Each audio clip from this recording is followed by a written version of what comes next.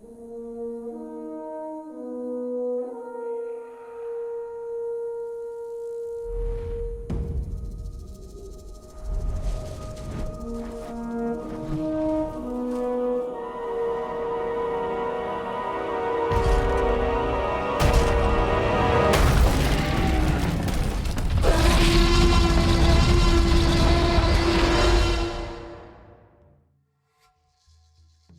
everyone, welcome to another episode of Cretaceous Campcast. I'm Cretaceous Dave, and I've got a really fun episode for you guys today. So this is something very different than everything else I've done before, and this episode is actually an interview with another Camp Cretaceous fan, and it is so awesome. Today I had the pleasure of sitting down and chatting with Kiarash, and that name probably means nothing to any of you guys, but if you're on Twitter, you probably know him as YutyTyrant. He comments a lot on my videos. He is a big Camp Cretaceous fan, particularly a fan of Ben, and we chat about Camp Cretaceous, about Season 5, about Dominion, but most importantly, he shares his story with us all about this show and why Ben, in particular, is very personal to him. And I think it's amazing that someone connects with this character and, most importantly, wants to share with the entire world, you know, what this show and this character has done for him. And it's incredible. It's something I love to hear. And if anyone else out there has any stories they want to share or wants to sit down and chat with me, well, you could stand, I don't care. Wants to chat with me about Camp Cretaceous, this worked out really well, and it was so much fun. And I'll be perfectly honest, it is way easier to talk about Camp Cretaceous with someone else than it is just me spitting something out at you all. We chatted for well over 2 hours, and it felt like it was 10 minutes.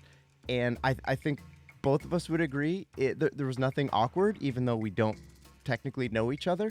It's like we've been friends forever, and it was so easy to chat, and I had such a great time, and I really hope he did.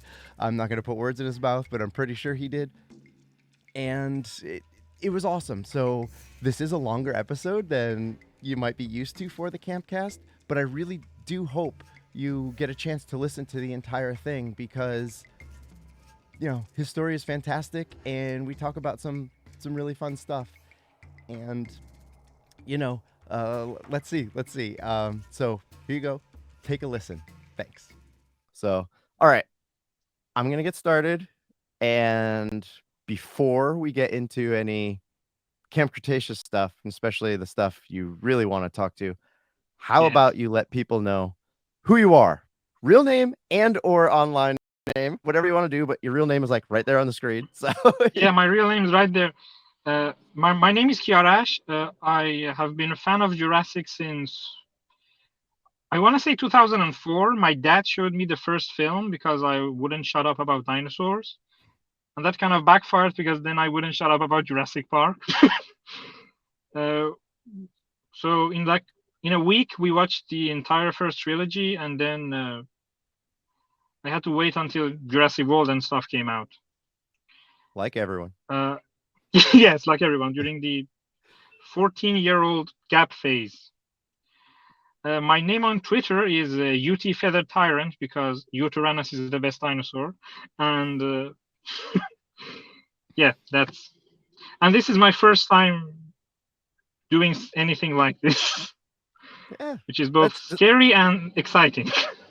It's my first time interviewing somebody, so it's okay. We could just be really weird and awkward together. It's fine.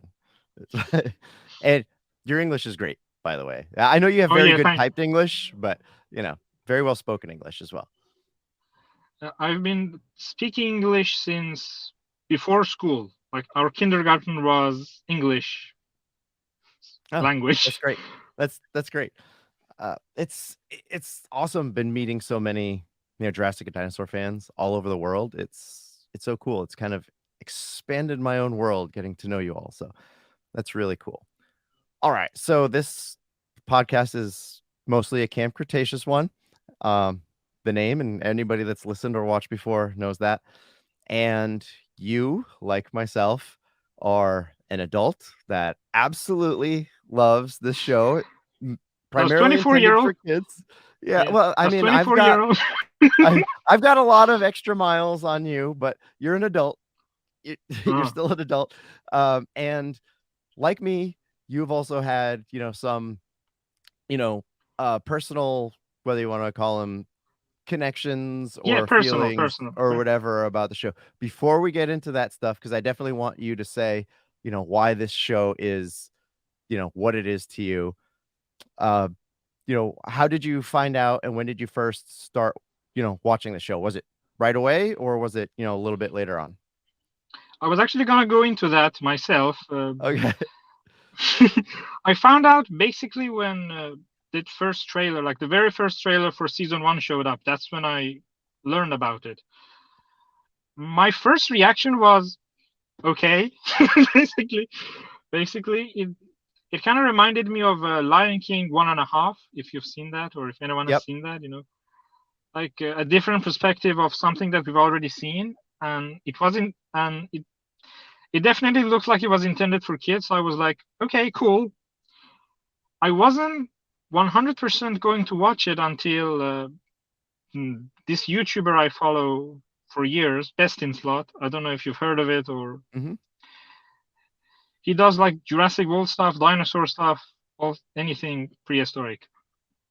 He wanted to do a watch party live stream on his own channel. So I was like, okay, we'll watch it together. Whatever it is, if it's good, if it's bad, we'll just watch it together and it'll be an experience. So that's actually how I started watching it. And I'm really grateful that I did because, if anything, it taught me not to judge a book by its cover. Just because it's intended for kids, it doesn't mean it's, you know, it doesn't have anything of value. And by the time we got to like episode 4, I was like, I'm really into this. And now 4 seasons in, we're waiting for the 5th season. I honestly think I like this show more than either Jurassic World film. Maybe I even can more than definitely Jurassic Park. relate. I definitely think that particularly about season 3. Season 3 is probably forever going to be Yeah, put on this pedestal for me. I don't know. We yeah, could see what happens in 5, but just because of where 5 starts, I don't know. But it could make up, you know, some ground. I've heard some people say about some kind of trend that season 1, everybody loved season 1. Season 2 was more divisive. Then everyone really loved season 3. Season 4 was again divisive. So if the trend holds, people should love season 5. Unfortunately, people are going to go into 5 with this negative attitude because Yeah, we that's know really we know unfortunate. where they are and what's happening at the Yes, start of yes. the season. And just from, a fraction of a second in a teaser where a group of humans are using, video game controllers with 3 big carnivores, it's throwing people off, which we don't know what's happening. For all we know, everything just breaks Yeah, right it there and they doesn't don't even control work. them at It all. like And it could eat all of those humans immediately. We don't know what yeah. happens. So we'll I see. wonder We'll if they're see. gonna kill like I wonder if they'll kill Kenji's dad off. Or will that be too dark? I don't know. Uh, I I, really hope they kill Cash. I really yeah, hope they kill Cash. I don't know. I mean, yeah, I was gonna get into some of the 5 stuff, but hey, let's talk about it now because we transitioned to that anyway. Um, yeah, I never really thought about what humans I hope might get eaten or killed. The only one I hope It is is, Cash. yeah, it's interesting because I think even kids don't like him. Like my son calls him the mean man, so even kids, if he gets eaten off screen, that most of them will probably be fine. It's Kenji's dad. It's that would be a weird one because it is a kid's parent, even if he is potentially the Yeah, most but evil Darius is person that in the series. Yeah, Darius is that they killed him off, so yeah, not it's quite in the same way, but yeah, that is true. And it is that's a topic that it was something I've wanted to bring up multiple times. I need to be in the right you know mindset and emotional place to talk about it, but the show does deal with loss a lot, or Yes. potential loss, like, thinking Ben was dead, or the whole Sammy episode. That was those last couple seconds after they gave her Yes. the antidote, antivenom, which whatever it was, where they all thought they were too late and she was dead. Like, that was very, very sad. Like, I almost cried watching cartoon. I knew she wasn't going to die, but Yes. in that They did. moment, I felt with those kids, and it's the show really, really touches on that a lot for being intended for young kids. I mean, you mentioned the Ben thing, and that kind of ties into what I was gonna say anyway. But like that fake out death, I think the kids react to it better than like Zara's actual death in Jurassic World, Yeah, because Zara yeah. just dies in front of these two kids, and they're like, whatever. Well, But then when there's a lot when going on Ben, around them too. They're worried about themselves dying, but yeah, but then Camp Ben Cretaceous did handle it dies, better. Yeah. and then there's this one shot which I really do love. It's Kenji in the background, and his face is just completely lost, and he's like holding on to Ben's, I don't know what you call that, dork The pouch, Yeah, which, dark which is what pouch. Kenji, which is what Yeah. Kenji calls it. He's like holding on to that, and he's like, "Whoa, someone I knew just died. Like this person just died." The Yeah. way he's like desperately trying to cling on to any lost memory of Ben is really, for me, it's heartbreaking. He tried to hold on to Bumpy, and that failed. So now he's really holding on to this dork pouch. Yeah. Yeah, it's And like in and like season for two, Darius has nightmares about this. yeah, it's I noticed it was definitely hard on Darius. He's what, 12, I think. And he had to deal with losing his 12. dad, and then, now he feels responsible, for losing Yeah, Ben. So yeah, that's hard on a and kid. in the nightmare, he's holding his dad's hand. So like he Yeah. thinks he's Yeah. that I'm is honestly hoping we might get a couple more Darius and his dad scenes in season 5, especially if they're bringing, Brandon in. Maybe we'll get one or two really small flashbacks, as long as it fits in the story. Obviously, I don't want them to shoehorn in, a kid and his deceased dad just for the sake of making me happy. But they did really good with cutting those clips in relating to what was happening, especially in season 1. And you mentioning, season 4, episode 4 of season 1 was where you're like, oh yeah, that's okay. I think that might be the consensus for most adults, because that's when we see the yeah, Indominus. when the Indominus gets out. Yeah. Yeah, and we know exactly when and where we are in the movie, and it's also the first time you see people get eaten in a cartoon that you're like, oh, okay. So I don't know what's it with characters being named Eddie, but everyone named Eddie gets like my favorite death because The Lost World has my favorite death with Eddie Carr, and Camp Cretaceous has probably my favorite death when Birthday Eddie gets eaten. yeah, There's something about the fact that you can clearly see the Indominus eating him and it's just obscured by grass. yeah. I'm kind of surprised they actually show the Indominus chewing almost. I think I read an article where, I don't know if it's that particular scene or one of the other ones, that after listening to the initial cut, they had to edit it because the sound was too graphic of like Yeah, a I human remember body that. being chewed. So like they're like, no, kids are gonna watch this. They're gonna, get that out of there. We don't want that, you know, going on. But By the all way, I right, let's really want your I really no, go want your ahead. kid to react to Eddie Carr's death Yeah, for some we reason. I haven't think I honestly consider that to be the worst death in the entire franchise. But probably it's like at least visually. but it's like dark humor, this human just gets ripped to shreds, but for the actual T-Rexes it's kind of a nice moment. Yeah, they're just playing a little game. Yeah. Um so all right, we're just like almost everything. We'll just jump around. I'll get to some of the other questions after, but because we went back to season 1 and we started talking about the the Ben stuff at the end, why don't you let us all know what's your big story? Why is this the show for you, and why is Ben The greatest television Yeah. character of all time. I- well, we need a little bit of context first. Basically, as you said, I'm studying pharmacy, and like I chose this field myself. It wasn't forced on me or anything, but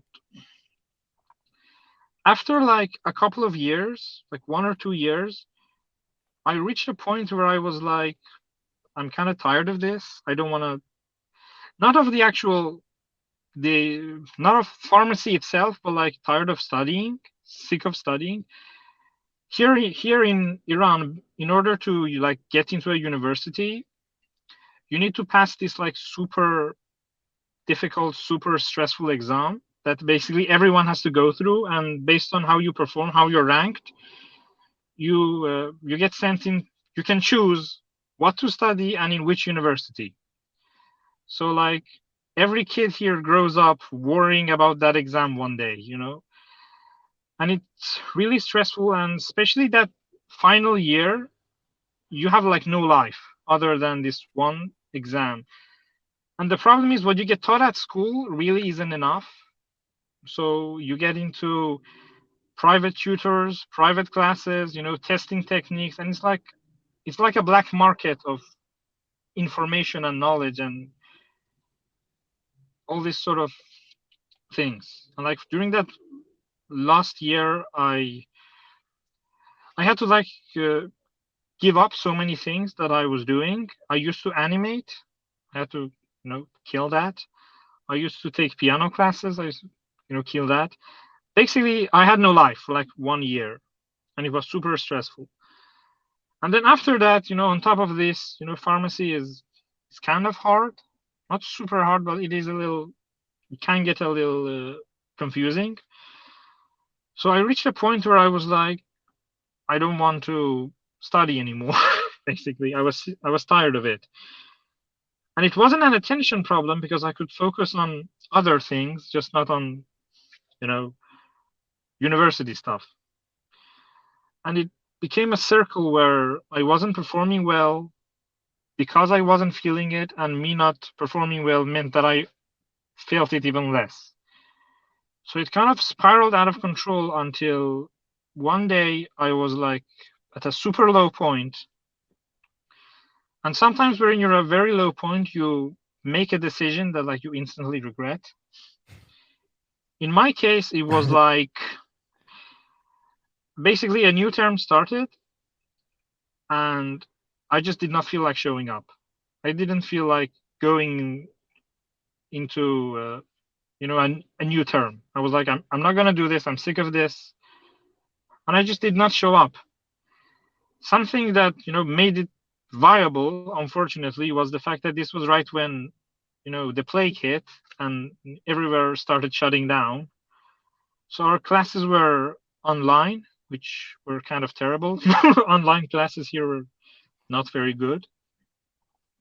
So all of this sort of contributed to me just basically giving up and being like, no, I'm not gonna go. I'm not gonna go to university anymore. I'm not gonna do this anymore.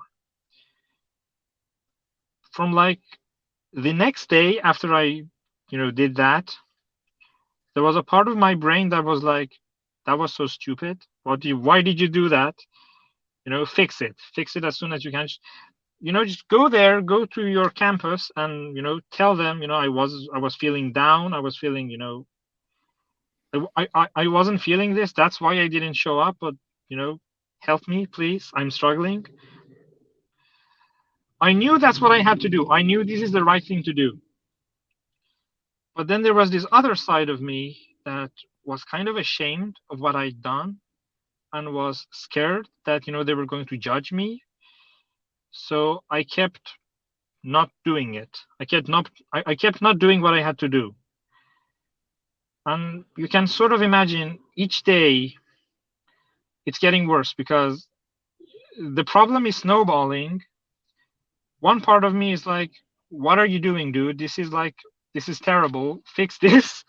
But then another part of me is like, oh, now I really screwed up. It becomes harder to confront. When you don't confront a problem when you're supposed to confront it, it becomes incredibly hard. So I was in this mental place where I was disappointed in myself for not doing what I had to do, for not being better, for not, being a better version of me. And, that just made me super disappointed. And I kept trying to ignore it. And, but it was always there in like the back of my mind. There was this feeling of, you're not doing good. You're not doing great. This is not good. So with this mindset, I'm sitting and, watching this show. And we get to episode 7. There's first of all, there's this moment where they're trying to get to the monorail. They're climbing down the stairs. Toro's chasing after them. Yaz has twisted her ankle earlier, so she's lagging behind. Ben is also lagging behind, and Toro falls, and the resulting tremor basically means that Yaz also falls. There's this moment where Ben turns around, sees Toro's mouth basically like shutting down inches away from Yasmina. He knows he has to go there and help, and there's like a close-up of his face. He reaches out with his hand for like a brief second, but then he's so terrified that he pulls back. And he's like, I know what I have to do, I just don't have the courage to do it. It's a very small moment. And because this stuff was like in the back of my mind, I was like, okay, this is somewhat relatable. But then somewhat relatable became like super relatable when later on, Kenji asks him like, dude, why are you here? Like you're scared of basically everything. Why are you in a park full of dinosaurs? And for the first time, he opens up, and it's this specific line where he says, I'm sick of running and of holding everyone back. I just can't do this. Sorry for the voices. Yeah, Sorry for the voices. That really sounded better in my head. it's fine. But like, especially when he says, I just can't do this, it really hit me like a truck. Like, this character is obviously dissatisfied with who he is, but just can't find the courage to, be better. And like, obviously, as I said, I've been a fan of this franchise for a super long time. Obviously, like, growing up, Alan Grant was my hero. Like, screw Batman, screw Superman. My hero was, the paleontologist from Jurassic Park. I honestly don't think I've ever seen a character in this franchise like represent my struggles in such a obvious way. I've never related to someone in such a personal like, yeah, I really see what you mean. I might be the only person in the world who knows what you're going through, but I know what you're going through. And the fact that this is happening in a animated kids show that I only watched because my favorite YouTuber is doing a live stream, that was like the biggest shock. I wasn't expecting, to be, hit hard by this. So basically, he became my favorite character from from episode 7. That's where he became my favorite character. And then in season 2, obviously, he gets like this entire thing just dedicated to himself, this entire episode. And like the man goes through hell and back, but he finally finds what he was looking for. He finally finds the courage, and he becomes the better person that he wanted to be. And he beats up a Carnotaurus because and honestly, when I saw that, I was like, well, if the character that you related to because you couldn't be better eventually became better, well, maybe that's a sign that you need to do your own thing. You need to defeat your own Toro, basically. And I'm not going to pretend like that was the only inspiration. There were other aspects, but that was one inspiration. That one day I was like, you know what? Like screw this. I'm gonna do what I have to do. So I went to my campus and I let them know that, because it was online, they had no idea that I hadn't, applied for an entire term. And I told them, I was struggling and I'm still struggling. I made this stupid mistake and I didn't want to confront it until now because I was sort of really ashamed of it. But, here I am. Please help me. And they helped me and it was okay. It was perfectly okay. And honestly, when I finally did it, I really felt like, that celebratory moment he has in the night with like lightning and everything when it's like, yeah, you're scared of me now. That was kind of how I felt, except I couldn't do that because I was in public and it'd be embarrassing. But honestly, that scene played in played in my mind, and I was like, I've I've defeated my own Toro. I've finally done it. And ever since then, I've continued to see myself in this 14-year-old kid who lives in the Awesome. jungle. That's so the big question when you got home, did you bust through the door and say, I defeated Toro? No, I wanted to, I couldn't do it. And honestly, that scene of defeating Toro, yes, it's kind of silly that a 14-year-old is fighting a Carnotaurus with a spear, but I honestly think there's a reason they did it. There's a reason for the metaphor, and that's the idea that this is like the culmination of everything he has been trying to avoid for so long. Every single problem that he's had and he's been trying to avoid for however many years, it's being represented in this one dinosaur that he has to like physically defeat. And I don't think it's a coincidence that it's a Carnotaurus, a dinosaur that has horns and kind of looks like a devil. So it's like he's literally facing his demons. Yeah, that's a very good point. And I because of how much I like the show and I've watched it so many times, partly because of my kid, because he goes back and watches over and over and over again. But I've also, after a couple watches, started paying a lot of attention to the kids and their story, and then the kind of adult meaning behind a lot of what's going on. And it's great that you were able to pick a lot of that out and especially relate to it and have it inspire you to be, Yes. the improved Ben, because so many people write off silliness and goofiness. And like it just happened the other day. Someone mentioned something about how ridiculous, Ben is as a Yeah. character or I mean, whatever. you know And what? Uh, good. it is kind of, I think it's an achievement that of every single kid, including one who's a dino nerd, the one that I relate to is the Rambo Wild, the Rambo one who has a pet dinosaur. The Yeah. fact that they managed to make him relatable to me, I think it's a really achievement. Yeah. It's, I'm wondering, little kids aren't going to pick up on a lot of that stuff and they're just going to cling on to a particular character for what, they like. Like my son loves absorbing every bit of everything he could about every prehistoric creature ever. So, if he had to pick, a character that was him or that he'd want to be, he'd probably be Darius, just because of that.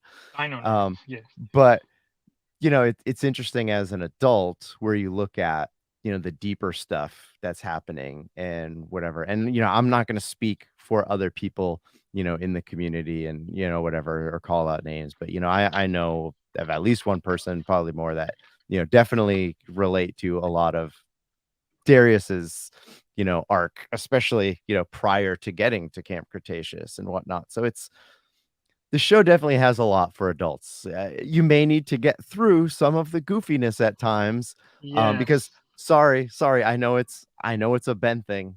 One of my least favorite moments in the whole show is the slow motion explosion busting out of Yeah, the me too. Me garage in too. season Honestly, 2. me too. And I think It's what like killed it was the hand sanitizer part. I was like, come on. for For me, honestly, the slow motion is what ruins it because I'm like, okay, it's a cartoon, an Ankylosaurus is jumping over an explosion, but you didn't have to focus on it. You didn't Yeah, have to focus on how silly that looks. yeah. It's I'm thinking they probably would have like went back now and be like, maybe we should change that a little bit. Like, don't slow motion. Don't have him do the hand sanitizer as he's Yeah, slow don't motion in slow. the air. It was just a little weird. But I could overlook stuff like that because it's a cartoon. They can get away with that. Now, if that was in a movie, I'd be like, okay, that'd be super eye roll. But so I made it 30 minutes without coughing, but there we go. We'll see. I couldn't even hit the mute button in time because I don't even know where it is in this software. This is my first time using it, other than testing it yesterday to say, yeah, does it work with the phone? At least as this side. I was on your side of it before during the Halloween episode of the Jurassic Park podcast live stream, which is the first time I unveiled my my Ben get up, but Which wasn't was doing that for you really, really. today. Sorry. I mean, that looked really good. Back in, I remember that. It's just funny because it really funny story. Not to take away from any of your stories, just since we're on that. I woke up No, that sure. day. It was a really, really, really bad and depressing day, and I don't know why. It was just one of those days, and I said to Brad earlier, I'm like, yeah, I don't think I'm even gonna watch. Everybody's like, hey, take care of yourself, do what you got to do, and then something happened in like the middle of the day. And I came down here and I saw the Bumpy puppet. Sorry, Bumpy, I had to sell you. I didn't have to, but it was the right thing to do. She went to a better home. And then I saw that I was like, you know what? I've got an idea. So I went to the thrift store that's right around the corner, and I found a blue dress shirt, and I found that ribbed white undershirt tank top.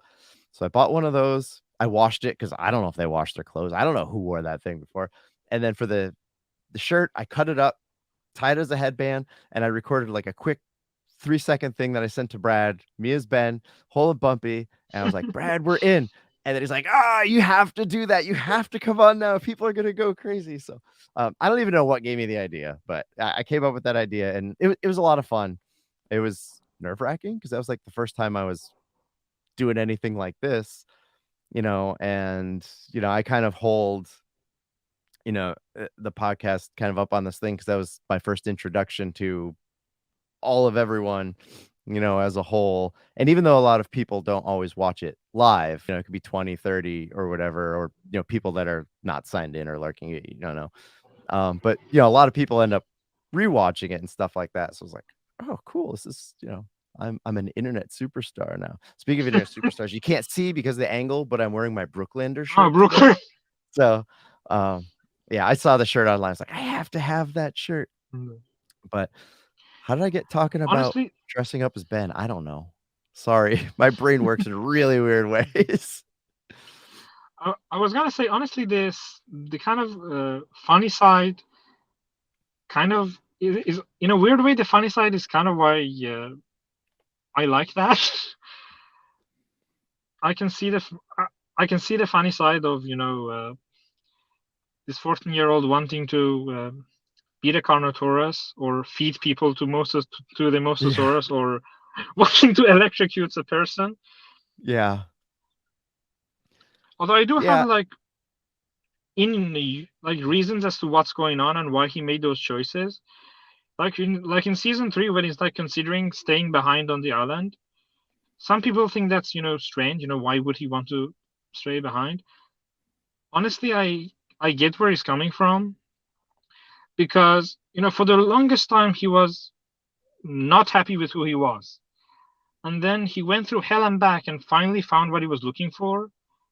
It's like a journey of self-discovery, and I honestly can relate to the idea of when you find a new side of yourself that you've been sort of searching for, you kind of overcorrect and you lean into it a little too much. I honestly think that's why he fought Toro head on instead of going around. I honestly think that's why he wants to murder people, and is why he was perfectly willing to hit Hap with the electric thing. which Kenji encouraged, by the way. So I don't know what that's about. That's why he wanted to, electrocute a person. That's why in season 3, when he sees the comfort of Kenji's penthouse, is like they've all gone soft. So I think these are all very deliberate choices, and it's all because he sort of he feels like he has to overcorrect, because if he doesn't, he'll revert back to his old self that he basically hates. That's why he wants to stay behind the Nublar. It's like, this is my home. This is where I'm my best. This is where I'm the best version of me. Until he realizes that maybe I've gone a bit too hard on the whole jungle kid thing. Just because not being a coward doesn't mean you have to live in the jungle, basically. And I feel a little validated by one line in season 4 when Darius is like, you're not Camp Ben, you're not Jungle Ben, you're just Ben. You've done it. You found your best self. And that's another aspect that I can really relate as someone who has had to discover an aspect of himself that I didn't know existed. I did lean into that a bit too much. So even some of the more crazy stuff, I can see why he's doing it. Honestly, I can see why he was scared of leaving Nublar, because the idea of going back to being scared of everything, the idea of losing who he is, losing his sense of identity, that's scarier to him than dinosaurs at this point. Yeah, totally. I don't know if you had any justification for that as well, or this was new. No, This I mean, new take. kind of along the same lines, that it's, if he physically leaves the island, he's, I don't really know what word I want to use, like, also spiritually, leaving the island, that Yeah. he's two, where's my camera? He's two different Bens, that, yeah, because as a kid, that's like, I know who I am here, and I know who I was there, and I don't want to be him anymore, So yeah, he's that probably was going through his mind as a kid. That makes a lot of sense. Yeah, these poor kids that, whenever they get home, that a couple years later or a year and a half later or whenever, they're like, surprise, dinosaurs are everywhere.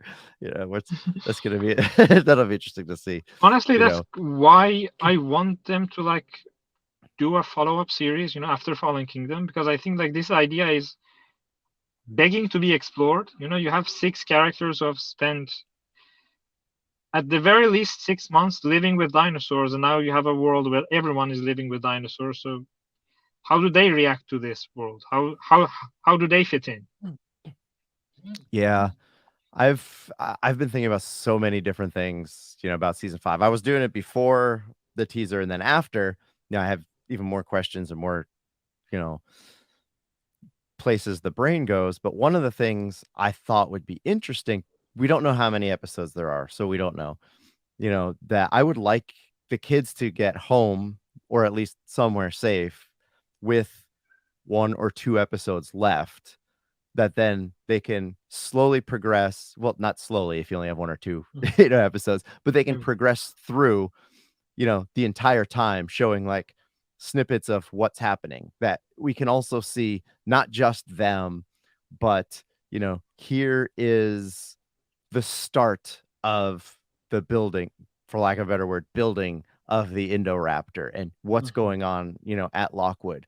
And then, what's going on if they're going to introduce, Owen and or Claire. I don't know. It would be great if they did, but what's happening with them? And then, what's going on with the kids? Do they keep in touch? What's happening? Stuff like that. So I would like to see that. I don't know if it will happen. At this point, I'm completely clueless, other than the craziness that we saw in 30 seconds of clips. But yeah. I really do want them to interact with movie characters too. This is, I don't think this will ever happen, but I kind of want Ben and Eric to meet and exchange survival stories as what they have. I mean, that could be a cool thing. That would definitely be cool. Be like, yeah, well, I took a Carnotaurus head on. He's like, yeah, well, I collected T-Rex pee. Yeah, but I don't think he'd be very impressed though. Like, you hid in a truck for 8 weeks. Yeah, I had to fight a Carnotaurus. You think your yeah. Spinosaurus and T-Rex was too much? I dealt with those guys, Indominus Rex, Scorpius Rex, two crazy trophy hunters who wanted to kill us, Indian mercenaries, and this weirdo company with like robot dogs or mind control Yeah, devices. You're yeah. basic. And then, they get home, and if they talk about the Scorpius Rex, and all right, we're going all over the place now. So anytime you want to take yourself back to anything you want to talk Uh-huh. about, just Sure, interrupt me, sure. let me know. But, like we saw that quick USB drive thing in the teaser. Let's just for assume it gets crushed. The kids have no evidence. Who's going to believe them? There's zero proof of the Scorpius Rex ever Yeah. existing now. So they go, like, there was the Scorpius Rex. There's this crazy thing, and it makes more copies of itself. Like, all right. So, and if that's the case, nobody's going to believe anything they said, Yeah, probably. So sure. those might be, outside of Wu, the only 6 people that know of it, because Eddie's dead, Basrani's Uh, dead. So, the, and nobody might believe them if they ever talk about it. So I don't know. That's kind of a cool thing to think about, that we're all this way, now we're 6 years in, and like we swear there was this really freaky, ugly, disgusting thing that had yeah. poisoned quills. Yeah. Yeah, okay. All right, kids. Yeah, crazy It imagination. nearly killed Sammy. It nearly killed one of my friends. What kind of rancid berries were you eating there on the island that you're hallucinating? Yeah, it's just the interactions with, adults and authorities and everything that could possibly happen. Um, I mean, you I don't mentioned the know. Scorpius. You mentioned the Scorpius, and that's honestly another thing that I really like about this show is that it seems to take concepts from the movies, and for my taste personally, mm, execute them better. Like the Scorpius Rex is like by far my favorite hybrid because for Same. one, it looks like a hybrid. It looks bizarre. It looks malformed. It looks freaky. That was something I couldn't really get into the Indominus because it was like that just looks like any other theropod. I don't know if you've seen Ice Age: Dawn of the Dinosaurs. Yeah. My first reaction was like, "That's Rudy. That's Rudy from Yeah. Ice Age 3. Yeah. That's not a hybrid dinosaur. That's just Rudy." My son loves Rudy, So by the way. yeah, me too. It just as a hybrid is just not really that exciting to me personally. The Indoraptor, I love its design. I just don't think Fallen Kingdom does much with the Indoraptor. So the Scorpius for me has the presence, as in like some of really good scenes. You like that first attack on the camp is like incredibly intense, and I was surprised by how intense that was. And it's got the poisonous quills. I think are really cool. The fact that it can like reproduce, we see 2 of them on screen. I think that makes it really interesting and much more of a threat to the entire ecosystem of Nublar, because they're like, okay, how can one dinosaur kill an entire island, but when there's 2, or if it's not stopped, 3, 4, 5, they really sold that as a dangerous, freaky thing that has to be stopped. And I particularly love the contrast between the Scorpius and like the actual dinosaurs. That's something I really love about the show. I think it sounds pretentious, but I think the show gets dinosaurs. There's like this little moments. For example, there's one where Toro's kind of minding his own business and starts playing with a barrel, and that's little moments like that. They really go a long way to just showing them as animals and not Mm-hmm. monsters. Or like season 2 opens with a montage, and there's an ankylosaur just scratching itself against this overturned jeep. Little moments like that, they really sell these things as animals and not monsters. And for me, that's like the point of dinosaurs. I don't care when it comes to this franchise. I don't really care about robots or mind control or biodomes or anything that people don't like about season 4. I don't care, honestly. In case of the Brads, I actually think they're really cool. The worst thing you can do to me is reduce dinosaurs to monsters, and in a way I feel like that's what Fallen Kingdom did. That scene with the baryonyx in the bunker, that really rubs me the wrong way.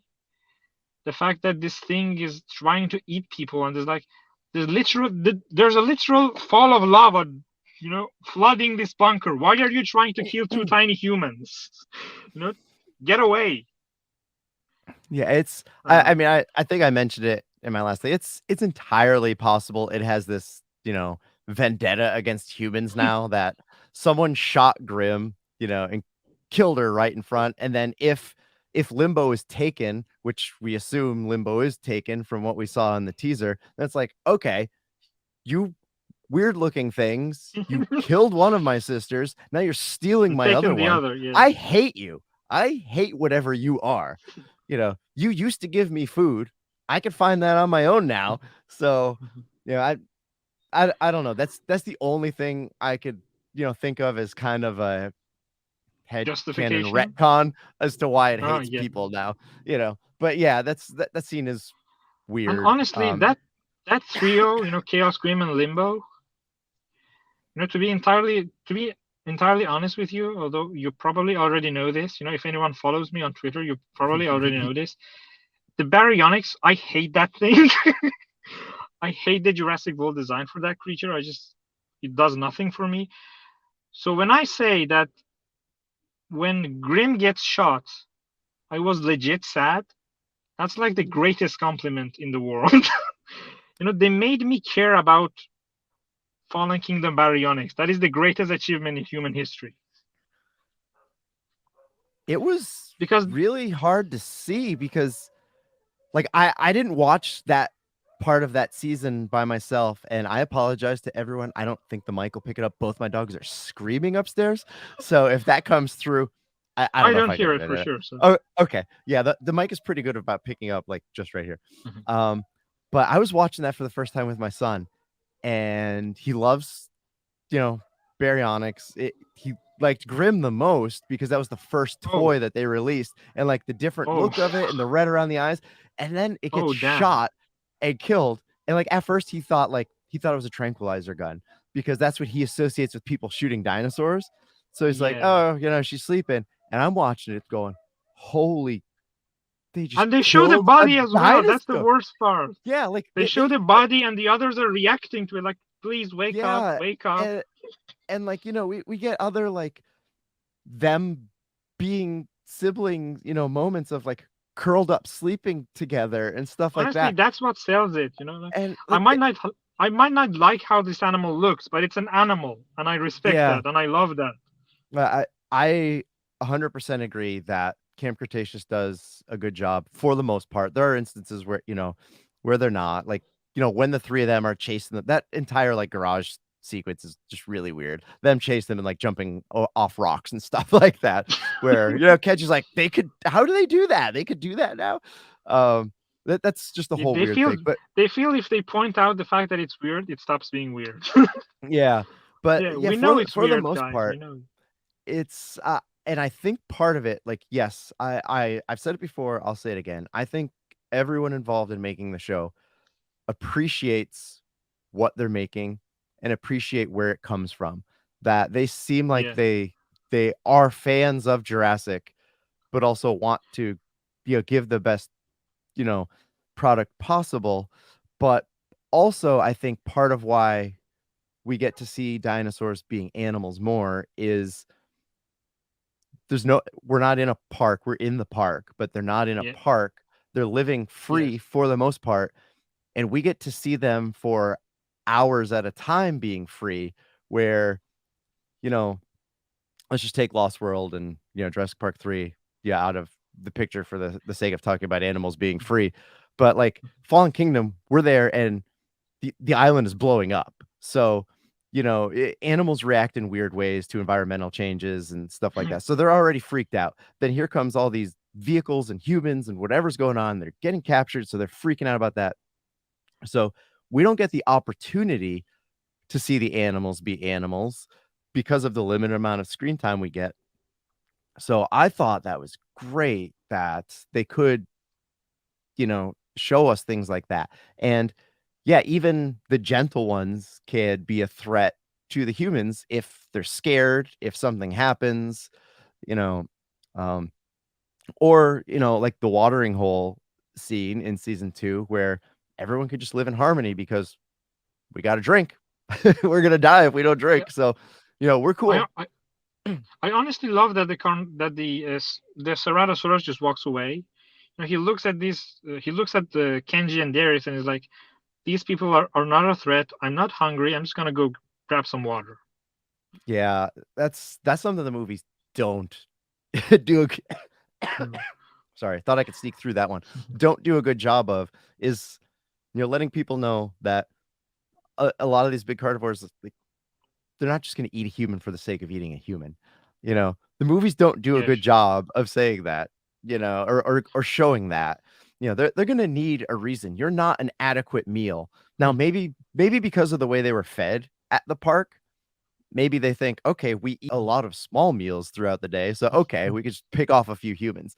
And that's kind of what, separated the Indominus from other things that, you know, Owen mentioning, like, it's just killing for sport, that Killing for it's just, sport. Yes. yeah, it's just this crazy thing, which now we know it inherited that from the Scorpius, apparently. Except the Indominus wasn't able to take its kills up into a tree, which was awesome. But, Yeah.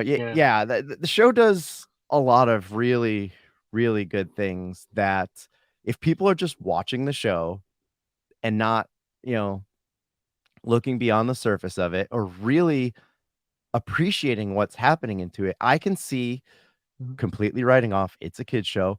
Um, I've seen a lot of people online and, different things, Reddit in particular, when anytime Camp Cretaceous gets brought up, people say, I watched 1 or 2 episodes and I just had to turn it off. It's too Mhm. kiddie, it's too goofy. And, for people that, have watched it, the consensus is always get to 4, get to episode 4, and then see if your mind changes. Or, you know what, if you don't like it, start at 4. You're gonna miss some background on the kids and whatnot, but start at 4 and then see, because then, like, we said earlier, it really kicks into high gear. The story starts going, you start seeing people get eaten. Um, but I don't know. It's a lot of cartoons do it. A lot of Mhm. cartoons also realize parents are gonna watch with their kids and they'll put things in, for the adults and everything as well. But just personal opinion, I think Mhm. the creators of the show do an amazing job of making it feel very Jurassic, appealing The to vibe a I lot of things, appealing to a lot of adult things, but keeping it, great for kids. the vibe I get is that the writers, they grew up in the Jurassic Park 3 era, especially because the show starts and one of the crucial things is the raptor resonating chamber, for one. Then you get to season 2 and there's the Ceratosaurus from Jurassic Park 3. They bring the Spinosaurus from Jurassic Park 3, and as I'm sure Siaka will approve, season 4 has a lot of influence from Scan Command, which is a Jurassic Park 3 era game. So the vibe I get is that these were like Jurassic Park 3 fans who finally got to do Or what they he's do the best. writer. He's the writer using a pen. He uses a pen name. We don't know it's really him. Yeah. Uh, so yeah, Zach it's stands this is pet. Is his yeah, pen name. I would love to, even if I just got 30 seconds to say something to that man, um, just how much I appreciate it. What he did, and One thing else, help it see this thing come to life. one other thing about how they do certain things better than the movies. I don't think I've ever seen anyone bring this up, and this is a season 4 thing, so I'm gonna defend season 4 a little bit. Season 4 was really the first time in this franchise that dinosaur fights were shown to be a bad thing. Because up until that point, it's either just cool spectacle, like the ending of Jurassic World, the ending of Fallen Kingdom, you know, the fight in the visitor center with T-Rex and the raptors, if you can call that a fight and not just T-Rex eating raptors, or it's just a plot point, to introduce a new big bad, like Jurassic Park 3 or the Dominion prologue with the Giganotosaurus. It's either a plot point or something that just looks cool. Season 4 was the first time that they showed dinosaur fights as being like animal abuse, messed up. We need to stop this. This is not cool. And the fact that a kids show actually said no, dinosaur fights are not cool, I think that's very respectable. Because if it's one place where I expect, just cool eye candy, it's in a cartoon. And yet they're like, no, we're gonna dedicate like 2 episodes trying to stop, Big Edie and Pierce from killing each other. Yeah. Or we're gonna have mother and daughter T-Rex almost kill each other, which is one of the most messed up things I've ever seen. I don't know if kids will pick up on that or if it's just like a cool, 2 T-Rexes fighting, that's cool. But when you actually think about it, that mother and daughter are being artificially forced to kill each other, that's like one of the most messed up things in like anything. Yeah, and I think that the thing you just said might be the reason that they're being forced to fight. It's not nature happening. And, anyone that understands animals knows in nature, these things aren't just going to go fight for no reason. It's going to be Yeah, exactly. out of, territory or, hungry or something else. But these movies just show like if two big things come in contact, like, well, you gotta fight now. They gotta kill each other.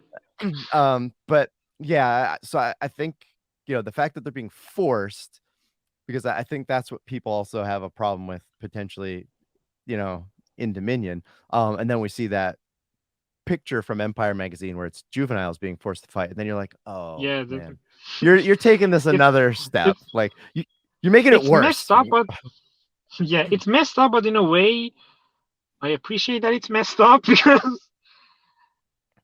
it's the sort of messed up things that unfortunately happens. And if we had, dinosaurs, they would absolutely put them to fight against each other. Oh yeah, no question. I mean, we do it with other animals, so yeah.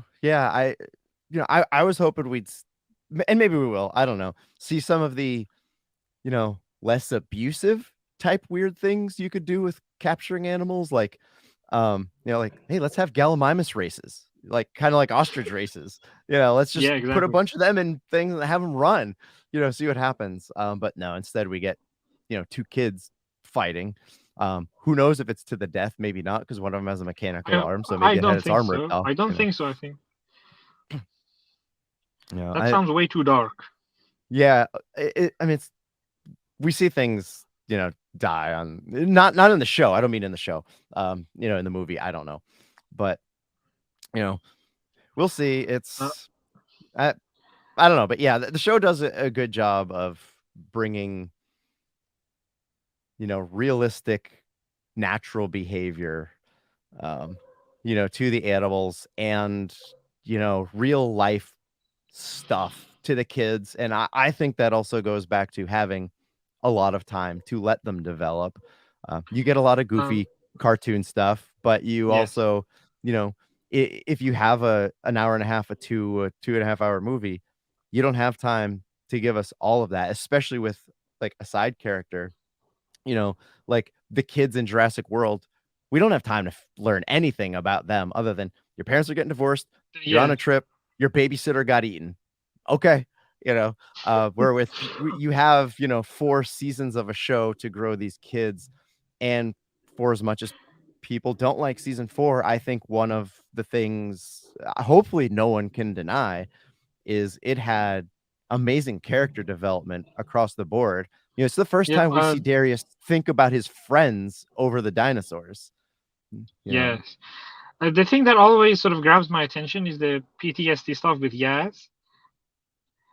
Especially because, we actually have something similar to, trauma in these movies. And it's that scene in Jurassic Park 3 when the raptor goes, Alan.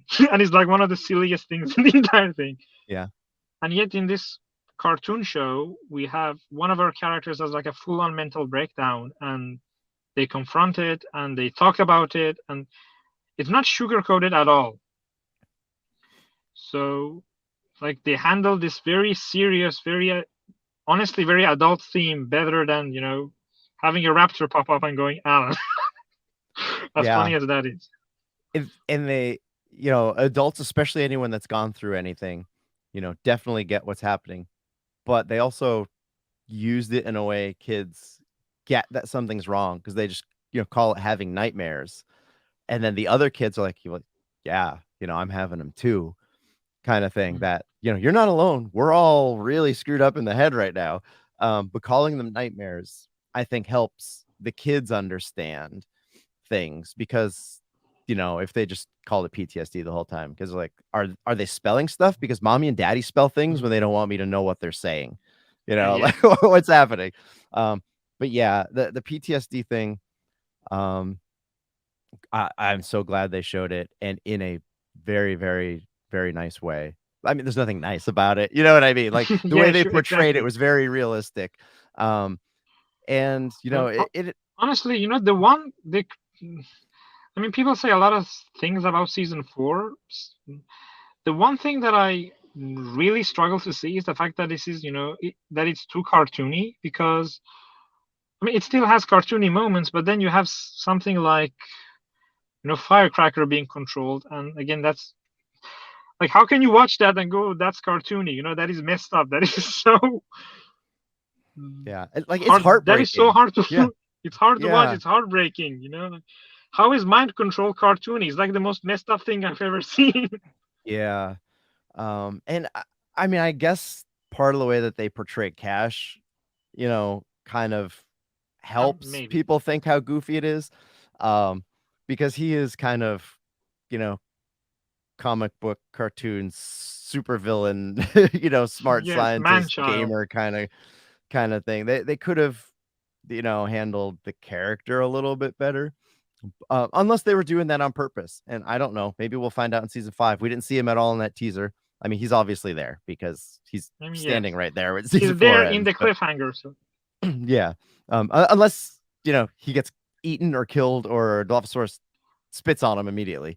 We don't know. But I'm kind of hoping it's Spinosaurus. I don't know why. I just want to see Spinosaurus eat him. Yeah. Yeah, it'll since we circled kind of back to there, I wanted to ask you a couple of season 5, questions. Then we can get back to other stuff. So don't tell me what you want or hope happens. Based on the little bit we've seen, any thoughts on what you think is going to happen in the season? I really want to see conflict between the characters. I saw that shot of Kenji in like the suit and the office suit, and that article mentioned one of the campers turns against their own. I kind of want to see that. I kind of want to see quote evil Kenji. I want to see how the others react to it. Like, dude, we've been together for so long. Why are you siding with your father, who's basically done nothing to save you for 6 whole months, even though he had like all this power and influence? I want to see that, that sort of conflict, and where I'm interested if the damage is fixable or not, because I could see them going for the happy ending and be like, everything is okay, but I can also see them be like, maybe if it's not gonna go quite to how well it was before, maybe there's some scars left. I don't know. I mean, I'm really interested how they handle, that aspect of it. I want to see what they do with Daniel Kahn, if they are gonna make him just a evil person, or if they're gonna give, or they're gonna try to offer his perspective. Somehow make him a little bit relatable. I don't see how you do that, but they could. I'm hoping they do. Other than that, I hope we see more Cenozoic creatures, mammals in particular. I really want to see a mammoth. Like Yeah, they that'd be said cool. it in the first season. They mentioned mammoth bones. You know, there's got to be a reason why they have a snowy biome. There's got to be a reason for that. And like when I saw this Smilodon in season 4, I was like, yes, they finally did it. You know, something that I've been wanting them to do. You know, mammals for the longest time. You know, people say, you know, it's not Jurassic. Like, well, you know, T-Rex is from the Cretaceous. Like none of it's Oh, it's about. Jurassic. Oh, but it's about dinosaurs. I'm like, Mosasaurus is not a dinosaur. People, Pteranodon. oh, it's about the Mesozoic. I'm like, well, Dimetrodon is not from the Mesozoic. I really don't see any reason why you wouldn't clone. If you can clone a T-Rex, why wouldn't you clone a mammoth? Really? So I've always wanted to see that. I was really excited about the Smilodon stuff, and it was only the Smilodon, and the Smilodon got eaten. So it's like they opened this box and then they immediately closed it. So I'm really hoping they keep pushing it a little bit more. Uh, Also, I want to see the whole mind control thing sort of like backfire in like the worst way possible. I think Yeah. if that backfires, then people are going to be a little bit more accepting of it. Because my justification is it's like it's the same idea of, you know, the illusion of control, the fact that they think they can play God, and they think they have dominion over nature, to quote Malcolm from the trailer. It's the same mindset that makes them think, you know, we can create this Indominus Rex and keep it in a paddock and nothing will go wrong. So I really want that to, you know, backfire really bad. Other than that, there's one thing I hope they don't do, and that's a T-Rex and Spinosaurus fight. Yeah, I agree. I was really impressed in season 4. Like, whoa, you had two big theropods and you kept them completely apart from one another. That is kudos. That is really, you know, we're not even going to open that can of worms. I'm hoping they stick to that. I really hope there isn't a T-Rex, you know, Big Edie and Jurassic Park 3 Spinosaurus rematch. Yeah, let's hope not. Although it depending on what happens in that seed from the teaser, if like, you know, the chips malfunction or, you know, Brooklyn figures out a way of overriding the system, then it's, you know, it's there with a Carnotaurus and a Baryonyx, and who knows what happens there. Um, but yeah, I actually have similar, you know, thoughts to some of the things, you know, you mentioned. Like as for the, you know, the conflict, Oh, and if and one thing, oh other thing, yeah, the go ahead. only reason I didn't mention the Barbasol is because I have no idea what's going on. Like, I really want to Yeah. know what's going on, but I have no idea what's going on. Yeah, I could probably sit down literally every day and record 15 to 30 minutes about new thoughts that pop in my head, and I just have to stop because it's going to potentially ruin Dominion and for sure ruin Camp Cretaceous. That if I built this big elaborate story in my head of what's happening, and then I see, you know, like it's 2016, and like, you know, Brandon's walking around the island and he kicks it and is like, what is this? And just like tosses it to the side. Like if that's it's not him, obviously you could tell from the hand. But you know, if just like a scene like that happening, that'd be like, oh gosh, yeah, I spent I so mean, much yeah, I time mean, they trying to put it in figure it. this out. They made this big deal out of it. You can't just tease us like that. Yeah. But I'll get to that. But the thing with like Kenji and the conflict with the kids, honestly, because it's a kids show, I think it's gonna end on, you know, a happy-ish, you know, note. And it, in the back of my head, I think he's Even pretending the to be ish on was his dad's side, you know, that he's doing it to figure out how to help his friends, but he won't tell them. So they're all gonna be mad. They're gonna think he's this jerk. It's gonna destroy his relationship with Brooklyn. Except for if he honestly, even the magically found her hair dye. I don't know how that happened. But at the end, he's gonna say, "Look, I did this, you know, to help everybody, to help us get home." They'll be like, "Bro, really?" You know. So I don't know. We'll have to see how it plays out. even the ish thing you mentioned, you know, even that little ish, I think could be interesting. It's nice ish. Yeah, it's I don't think they totally flip the switch where the kids are completely fine if he betrays them for the entire season. Yeah, Then at they the don't very end, have he's to. like, Yeah, they. I was just playing, guys. I'm really trying to save you. You know, so they're not, you know, even kids that age, more so than adults, will probably not understand and think it was just a big jerk move, you know. And the other thing, you know, you said like, you know, the chips and the control. I want to see that too, to show that, you know, no matter how much you try, you don't have control over nature, you know. I And really want Ben and Bumpy's relationship to contrast with that, as in like actual trust against, you know, whatever the hell these guys are doing. yeah, it's for sure. I'm And I'm if this honestly is a willing to bet. I'm willing okay, to bet money that Bumpy will get brought, you know, alongside Toro, alongside Limbo, alongside whatever else they bring, because it's like the perfect opportunity to, you know, address the volcano thing from Fallen Kingdom. yeah, it's we still have to figure out what happens to her though, because you know, as far as we know, none of these animals are alive, you know. Oh And no one yeah, else I'm no one really else interested knows they're how the alive. So it's something they have to answer, you know, unless maybe it's they just part live of on this island, you know, maybe it's forever. part of what you said. You know what you said about, you know, no one believing these kids. Like this other island with like and there were like biodomes on it, and you know there's also dinosaurs there. Come on. By the way, there are robots that hunt people with Yeah, lasers. there's robots. Yeah, No one's gonna it's believe them. Like, I don't know. They have to address it in one way or another. Um, y- you know, if it's not,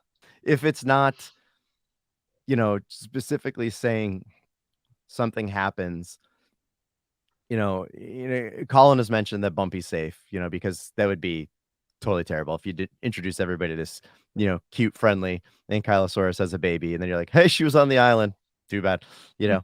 Um, even if they bring her to that island, you have to tell us, you know, what you know, what happens. happened? What Um, happened? if we see her in Dominion, if it's even just like a I'm quick, honestly not you know, holding my breath cameo, for that.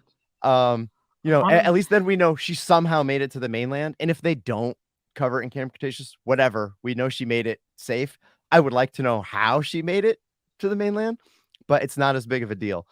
But if she doesn't have a brief appearance in Dominion and they go through the whole season 5, and even if she's brought to that island, but we don't know what happens to any of the dinosaurs after that, be like, okay, so she wasn't there at the volcano, but Mhm. what? What happens to her and the rest of these animals?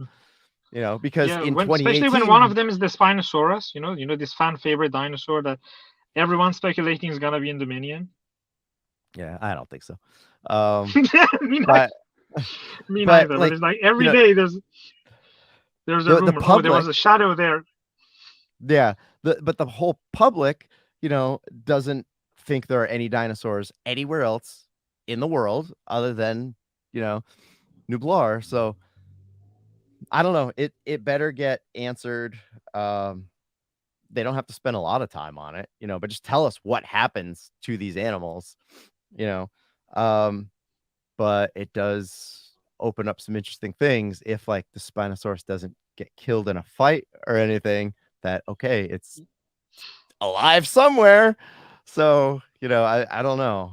It's I don't know. I'm really looking forward to the season. Um, I still think there are a lot of lingering things. Hopefully, they don't have to spend a lot of time on them, but you know, address like the distress beacon. It's something, Like, you know, they made the such a big distress deal beacon. about finding it, and you know, I just want to know who got it, who received the signal. I assume it's Manticore, but just tell us you're the ones Me that too. got it. I just want them to like tell us Yeah, that it was that's Manticore. You know? yeah, 3 seconds. That's all you need. Just don't leave it, you know, hanging like that. And there are other little things, and I think, you know, sometime between now and July, I'll probably rewatch everything and write down all my. These are the things I hope, you know, we get addressed. And I'm not even gonna ask or talk about the the can with you because, like you said, it's so confusing at this point, especially since it's probably very much assumed it shows up in Dominion in some form or fashion. I mean, They're not going. Given the Barbasol marketing thing, it has to show up. Yeah, that's. I mean that was the big that was the big given. Like, yes, they've done promotional things before, but it was a picture of a dinosaur on a can. It's not one that looks like the original, and it's muddy and rusty. It's yeah.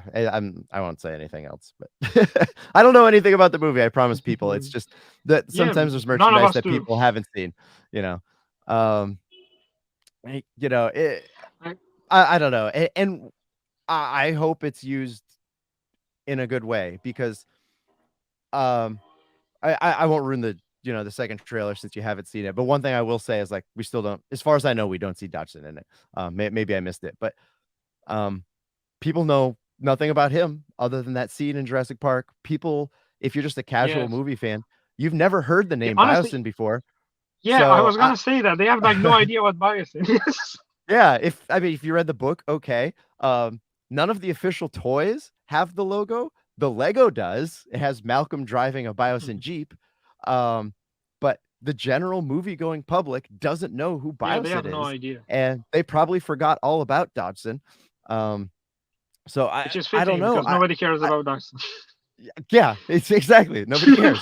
I hope they can't spend a lot of time. It sounds like there's a whole lot of movie to cram into 2.5 hours, and 2.5 hours is a long movie.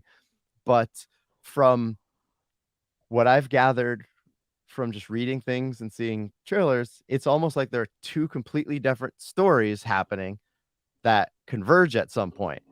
So with those two, you have this whole other group of people and a company that you have to introduce us to, so I don't expect a long backstory, but I want something that it'll satisfy me. So yeah, it's me being greedy, but also people need to know who these people are. It's not just Yeah, this company exactly. that randomly showed up like, hey, by the way, we've got a worldwide government contract and we're going to keep dinosaurs safe, and trust me, we're doing You really can good make things. dinosaurs too. You can make Yeah. our own dinosaurs too. I mean, is that like actually confirmed that they made those? We're just all assuming that those are theirs, but is it confirmed anywhere that they made them? I mean, I mean, there's like I don't know. merch of. I'm genuinely asking. Yeah. I mean, I assume so because there was like merch of I don't know, these things like the cats, for example, and they had like a Biosyn logo next to them. So I assume that's. Okay. Yeah. Yeah, I guess. Or it's just like, hey, we're keeping this. Because We're holding on to it. then it sort of begs the question, how, if say something like a Quetzalcoatlus was on Nublar, how the hell we did not see this like Yeah. this plain-sized flying creature for like all this time?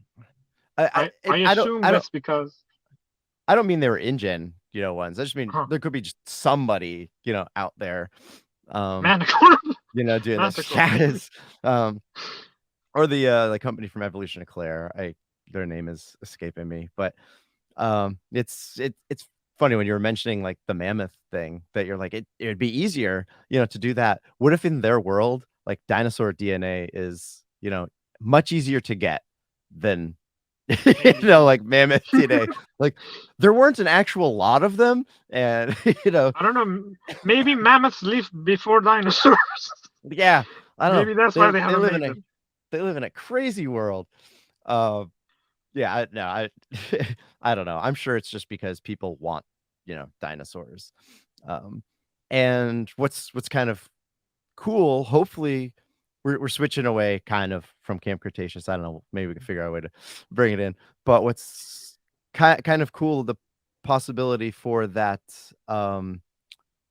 the name is escaping me, but if you go to the DPG website now and that little thing, the act that the DPG has violated, go now that they're like, retconning that back to 2005, that could be what stopped them from, the Jurassic Park Siberia or whatever it was going to be, that was going to have, Cenozoic creatures.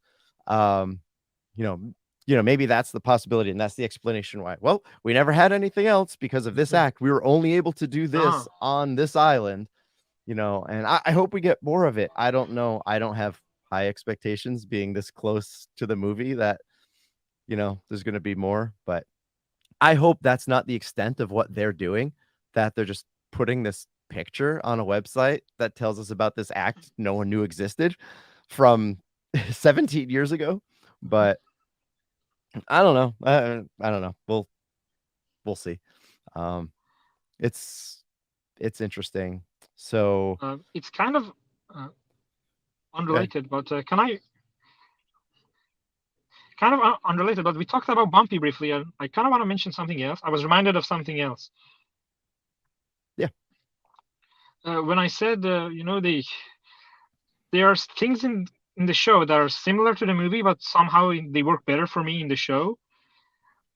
And I'm sorry for saying this, but I'm not really a big fan of Owen and Blue and that relationship, but I'm very much a fan of Ben and Bumpy. One thing I was like, what's the big deal? Why does this work so well for me whilst the other one doesn't? And I eventually found out the reason why is I honestly think this entire hybrid genetically modified thing that Blue's got going on, it kind of takes away from the actual relationship. It's like making someone fall in love with you by using a love potion. If whereas Bumpy, outside of her appearance, is basically any other ankylosaur. If anything, Wu was disappointed with her. Mm-hmm. So just because she didn't look according to what he wanted it to look, she didn't conform to the rules. Maybe that's why I also relate to Bumpy, not doing what society expects you to do, but making Bumpy just any old dinosaur. I honestly think this makes for a much more much more uplifting bond between man and nature than if your animal is like genetically engineered to be this way. It's like Ben says in season 4. She did it with fancy science patterns. That's honestly how Yeah. I feel about you. You cheated. You used fancy science to make her, more receptive to humans. I think if Blue was just say a Jurassic Park 3 raptor, just the same concept, Owen raising them since they were young, just remove the genetic thing. I honestly think I'd be much more on board with that. Yeah. And they made such a big deal of the genetic thing to the point that in Fallen Kingdom they're like we need her blood specially. Like it's not just Velociraptor blood because Indoraptor already has Velociraptor DNA. Like we need her specifically, and it's it's not exactly that, but it's kind of a chosen one story. Like special. I don't really relate to special things. Whereas with Bumpy, is like any dinosaur can have a bond with a person. If you have the right mindset, if you're there at the right time, you can have this wonderful, very uplifting, beautiful relationship. Yeah. Totally agree. Like I know we're definitely different opinions on stuff. Like I love Blue as a character, and like the Sure. more I think about, I think the more time that has gone on, the more I kind of, at least I think, I'm understanding why they did, what they did. But yeah, totally. The fact that they specifically created her to be this way definitely takes away from, the naturalness of, like the relationship you see with Ben and Bumpy. Because Or even even or even with Firecracker, or the other kids with like the uh, uh, Sinospinos. I think that yeah, the Spino, yeah. Sinospinos. Yeah. Or even that, as long as the thing isn't special, I'm totally fine with like this sort of idea. In fact, I think it's very charming and very beautiful. And just anything that makes dinosaurs not into monsters, I'm really happy with that. It's just as long as they don't, cheat, basically, with making them like genetically kind, if that makes any sense. As long as they don't cheat, I'm totally on board, and that's why Bumpy works so well for me. But I think part of it too, at least, my thoughts on it is the kids treat them like animals and with Yeah, respect and with compassion, where, you know, those babies, in season 4, they're just test subjects.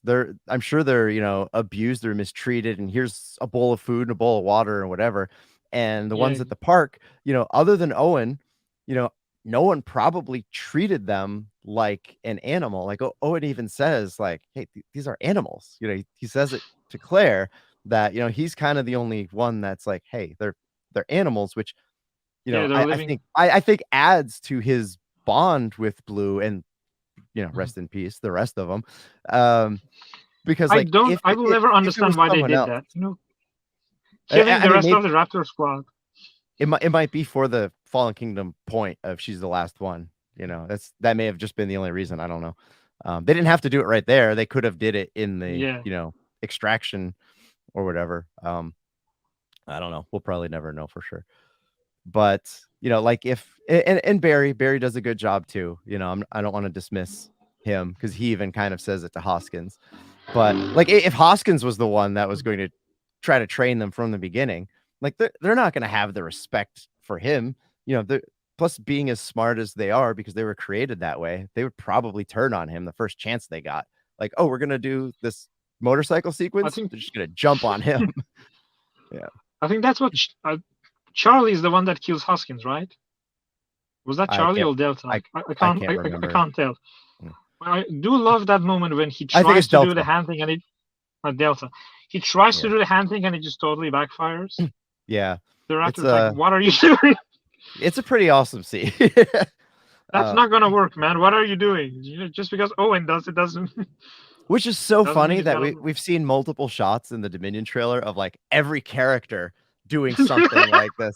Like just that one shot with like 3 people doing it. Like, what are they doing? Are they practicing the force, or did Owen be like, guys, just hold your hand out, and they'll do whatever you want?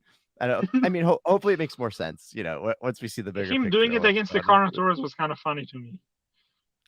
To both of them, he's got both hands out. Like, hey, hey, and they look giant too. They look so big. Like that Allosaurus looks huge compared to the other ones we saw. Size is never really Um, consistent. no, and it's fine. And that I don't know, but whatever. I They don't care wanted to about make, that stuff. yeah, they just wanted to make, they wanted to look dramatic, and that's really it. Yeah, I mean, if it's to fill that purpose of that scene in Malta, like it does the job because these are these 2 huge things that come out and then they're just going around the town square or whatever that is. Um, I don't have a problem with that.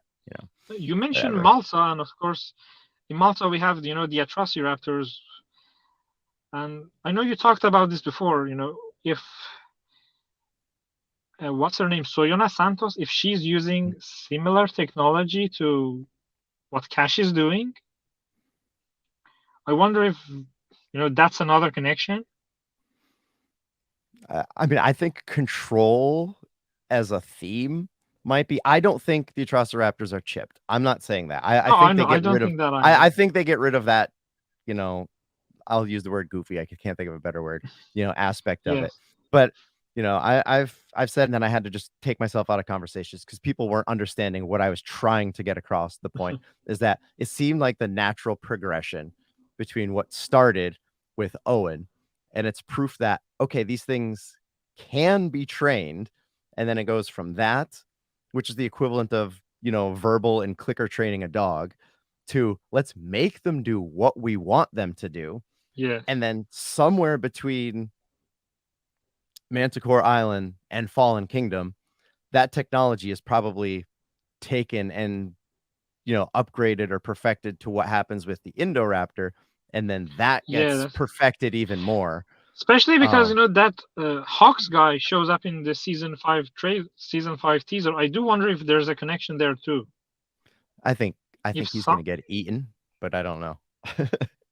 I wasn't want he him the to guy in anyway. Fallen? Wasn't he the guy in Fallen Kingdom? I keep hearing people saying that like he was the guy in that one scene in Fallen Kingdom. I When they don't know. free Blue. I I've don't heard know. it so many times. Now I want to watch it and see if he looks like him. I don't know. If I've that's the heard case, he's so many not times getting people. eaten. I've just I don't heard know. it so many times that I've kind of accepted it. And Yeah. maybe I I need mean, to watch that again. it could be, and I know people want to make as many things as possible, especially like the people that want to prove the show like connects things, and it has to be canon, because just them saying it isn't enough for some people, but where they have to find some point in the show to say like, look, this is important, so this is why it matters, which whatever. I'm the point, like I'm just gonna enjoy it. um Yeah, honestly, me too. it's a really, really fun watch, and it gave us 2 years I, of Jurassic content that we wouldn't have gotten otherwise, with I some honestly great think caring. storytelling.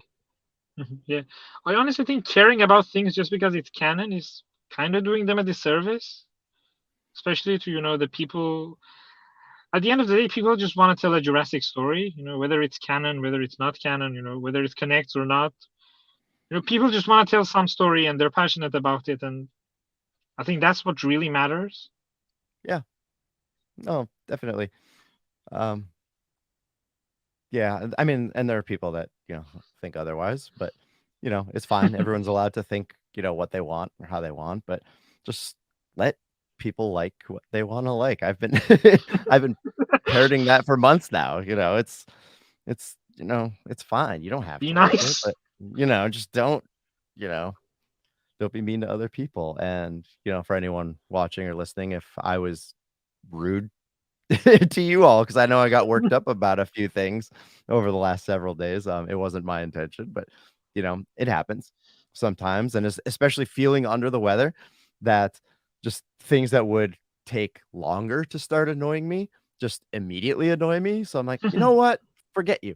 Um, so yeah, sorry about that. Anyone that's been sick, which I'm assuming is everyone, because I don't think anyone has ever not been sick. You probably understand how the not feeling well stuff, goes. Um, how would you like to see season 5 end? Mm, in a way, that leaves it open for like more stories. So honestly, what you mentioned about like a flash forward to even if it's them just reacting to the ending of Fallen Kingdom. Like, I don't know if maybe Brooklyn sees it on her phone, or Darius is watching TV, or I don't know how they would. They just see like this massive stampede coming out of Lockwood Manor on the TV, and like, oh god, here we go again. Here we go again. Even if it's just that, I want that just leave the door slightly open. Because something else that I've been thinking about, season 5 is the last season, but we have that interactive episode game thing Mhm. coming in November.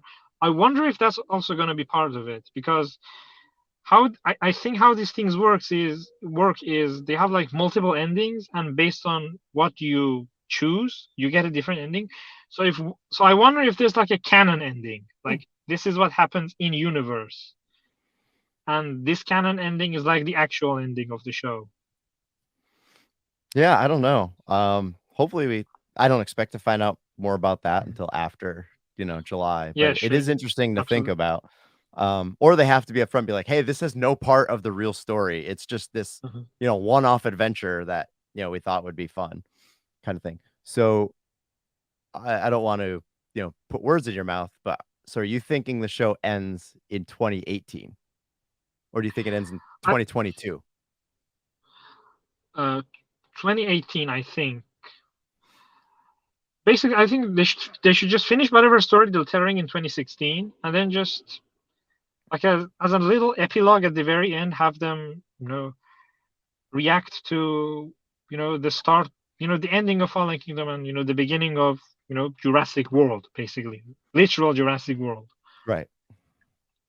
Yeah, I think so too. In a way that wrap up this story that you started, started in season 1, but like leave the door open, if anyone else wants to do anything else with these characters. Uh, Yeah, I've spent some and time.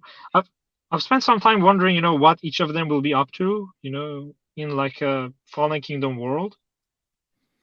How would they be like? I can see Darius.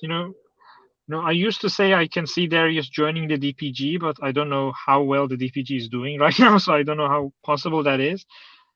But I can see him like, advocating for saving the dinosaurs or preserving them. Maybe Brooklyn uses her platform to like inform people about how to survive attacks or how dinosaurs work. And I always picture Ben as some kind of Nigel Marven-esque wildlife adventurer going out. I used to think he would go out and try to fight Bumpy, but depends what season 5 does with that. yeah. And I think Yeah. at one point you mentioned something like them meeting Maisie. I think it was something similar to this. Anything that makes them come across, movie characters to, I don't know, make them feel part of this post Fallen Kingdom world. Anything like that, I think would be really amazing. Yeah, and she's kind of, a character that's, known and important enough. I say that because I'm assuming she serves some significance being a human clone. And it looks like she gets captured. We're assuming, she gets captured from a couple seconds of, a trailer. I think But I think Wu's talking to her in that sort of yeah, we need to fix the terrible mistake thing, yeah. I right? mean, yeah, I'm after today, I'm more certain that's her. um, but I'll just say that without ruining anything. Maybe I just ruined something. I don't know. But she's also, not as big of a deal to bring in. Like if you bring in an Owen to interact, they're gonna have to use a different voice actor. Chris Pratt's not gonna do it, just like they did for Wu, where maybe Isabel Sermon would do it. She has 2 acting credits to her entire career. That's Fallen Kingdom and Oh, Dominion. And I, if you look I, at her IMDb page, that's her career. Um, and I thought she did a great job, especially for not, yeah, that's really being impressive. Then experienced. if that's all the acting she's ever done, that's really impressive. Yeah, they will be a little bit older than her. So, because in 2018 she's what, like 9 or 10 or whatever I she think is, 9. and they're gonna be, 15 to 18 or whatever. But, you know, yeah, it could be fun, especially when we see what these Maisie books do. We know the first one takes place, post Fallen Kingdom. Um, I don't know. It could be cool. Does she just randomly run into one of these kids? I don't know. We're assuming she's, hiding out with Owen and Claire in the cabin out in the, Nevada mountains or something like that. That doesn't seem like the place any of those kids would be, living. Um, I don't think we know any. I don't think we know where any one of them is living, other than Sammy is somewhere in Texas. I don't think yeah, they ever mentioned where anyone else is living. no, it's yeah, you're right. It just I don't know. It just seems like a weird random place, especially if they're completely off the grid, so no one finds them because they're fugitives and they have a human clone. I'm guessing they're not somewhere very populated where Ben can be out going for a nature walk, and he's like, oh, um, that yeah, I don't know. Um, it's yeah, I would like to see more. It doesn't surprise me the show ends at season 5, not just because how much story are they going to tell because they don't want to stretch it out, but also I read something a few years ago about the way Netflix does its shows, that apparently something with like the royalty and something like payment, it cost them significantly more to have a show after the 5th season. That's why most of their shows end at season 5 or earlier, is because it costs them a lot of money. So even probably for an animated show, it might be more than they want to, more than the returns. People aren't subscribing to Netflix. There might be some weird people like us that would, for a Jurassic World cartoon. But in general, people aren't going to subscribe to Netflix to watch Camp Cretaceous. So it's if that financial model was true and still exists, it makes sense that the show ends and then they could just start a new one with something else, because finding out for sure it was the final season got me thinking back to that Frank Marshall quote where when somebody asked about the live action show, he's like, there are currently no plans, which you could read that 1,000 different ways. But also he says, we have the animated series. Like, well, okay, now you don't. So explain something. Are you going to leave this big gap? Did you freeze? Hello, you back? Oh yes, All right. I think there was a little internet connection thing. You were talking about the Frank Marshall comment. Yeah. So just how I don't know where we got cut off, and I'll edit this. Don't worry. I was just saying a closing piece in case you never came back, but I'll fix it. Yeah, kind of just like the wording was there are currently no plans, for a live action show. So Yeah. interpret that however you want. There are 1,000 ways you can read into that, but Thing is, also he then said, he said we sorry, have Camp Cretaceous, which is yeah, plenty for now, and then it immediately ends. So it's yeah, obviously that not was plenty. that was my point. It was like, hey, we've got the animated show. Like, well, now you don't have the animated show. So, what it's I don't interesting know. because I don't think they're gonna leave a 10-year gap, you know. Um it's something I read yesterday that one of the people that were at CinemaCon that were like relaying like stuff they saw, stuff that was mentioned, the way they worded it, I didn't see anyone else word it. So I don't know if it was an official quote or if it was just the way they tweeted it. And it said, like this part of the Jurassic saga, wraps up. So I was like, is that a real thing? This Like, part. is that actual confirmation? Like this Uh, story ends, let's start a different story, or is it literally just that journalist or blogger or whoever it was? I don't even remember who it was. Is that this just their way of saying what's happening in Dominion? I haven't found anything else that used those words or said it as a quote, so I'm thinking it's just the way they typed it. But it was an interesting choice of words, nonetheless. um, honestly, just thinking about it logically, there's no reason why they would abandon this massive, multi-million-dollar franchise all of a sudden. Yeah, If anything, it makes sense for them to keep going. And I don't know mm, if this is a hot take or not, but I kind of wish the future of Jurassic is in shows, because if it's anything, this show has, Camp Cretaceous has showed me is that when you have like 5 seasons to work with as opposed to 2 hours or even 2.5 hours, you get more character development, you get more story, you just have more time, you can do more things, you can flesh stuff out more. So if anything, I want more shows rather than more movies. I want the like extra time, the extra space, no, I because agree, and like Star Wars seems to be doing that now. They yes, didn't get the best of reception, with the sequel trilogy, and now they're just like, let's just keep making TV shows because people love these, and we're gonna yeah, set them all back at the time where people really liked the movies. So, you know, and they look fantastic. They're great. yes, It's shown that you don't need a movie budget to make the TV shows, look good. And that was my biggest concern with live action shows is they're gonna have to cut down dinosaur screen time because you're either gonna run out of budget because it's not cheap, or you're gonna get lower quality animation like you get in like that small ESPN shot with Blue in the ESPN office, or the Rexy busting through the logo at the end of it, or even the some of the CG in the Olympic spots. Like, yes, it was good, but it's not movie good. So exactly. I don't know if they would want to sacrifice on dinosaur quality in a TV show because people already complain about some of the stuff anyway. 'Cause people are going to complain about everything. So that's what kind of has me wondering how they successfully pull off a live action TV show. I want to see it. I want to see a bunch of them. I don't care. You Yeah. know, um, it's Honestly, if it means less dinosaur screen time, I don't think I'll be annoyed. It's because one of my worries for something like Dominion, I mean, yes, all these new species are very exciting, but I'm kind of worried how much screen time they're gonna get, just because there's so many dinosaurs in one movie. So Yeah, if you have like totally. only five, like, okay, at least make those five count, make them, uh, make them shine, make them memorable. If they have, less dinosaurs, I think they can even turn it into a positive.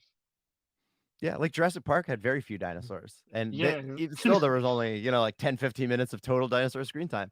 And if the story is good enough and the characters are good enough, people don't care as much.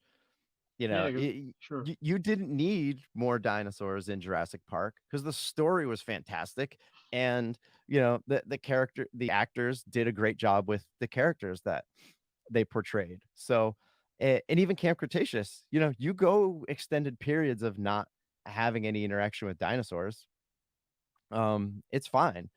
As long as it's written well, you can get away with not having a lot of dinosaurs. Yeah, Now, are some yeah, people going to be disappointed? Yeah, because you're watching a dinosaur show for dinosaurs, but at the same token, you have a lot of people, out there asking for, a Hammond prequel movie. I'm like, y'all understand there are yeah. not gonna be any dinosaurs till the end of that movie, right? Like Yes, you're exactly. gonna see a man with a flea circus and a miniature elephant.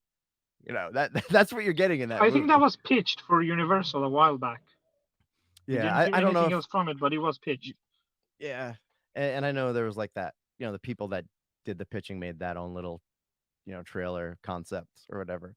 Um, like I know but I'll say it out there in case for some reason somebody's listening to me for the first time, and don't understand my love and fascination with Henry Wu. But I think his story would be way cooler than a John Hammond story.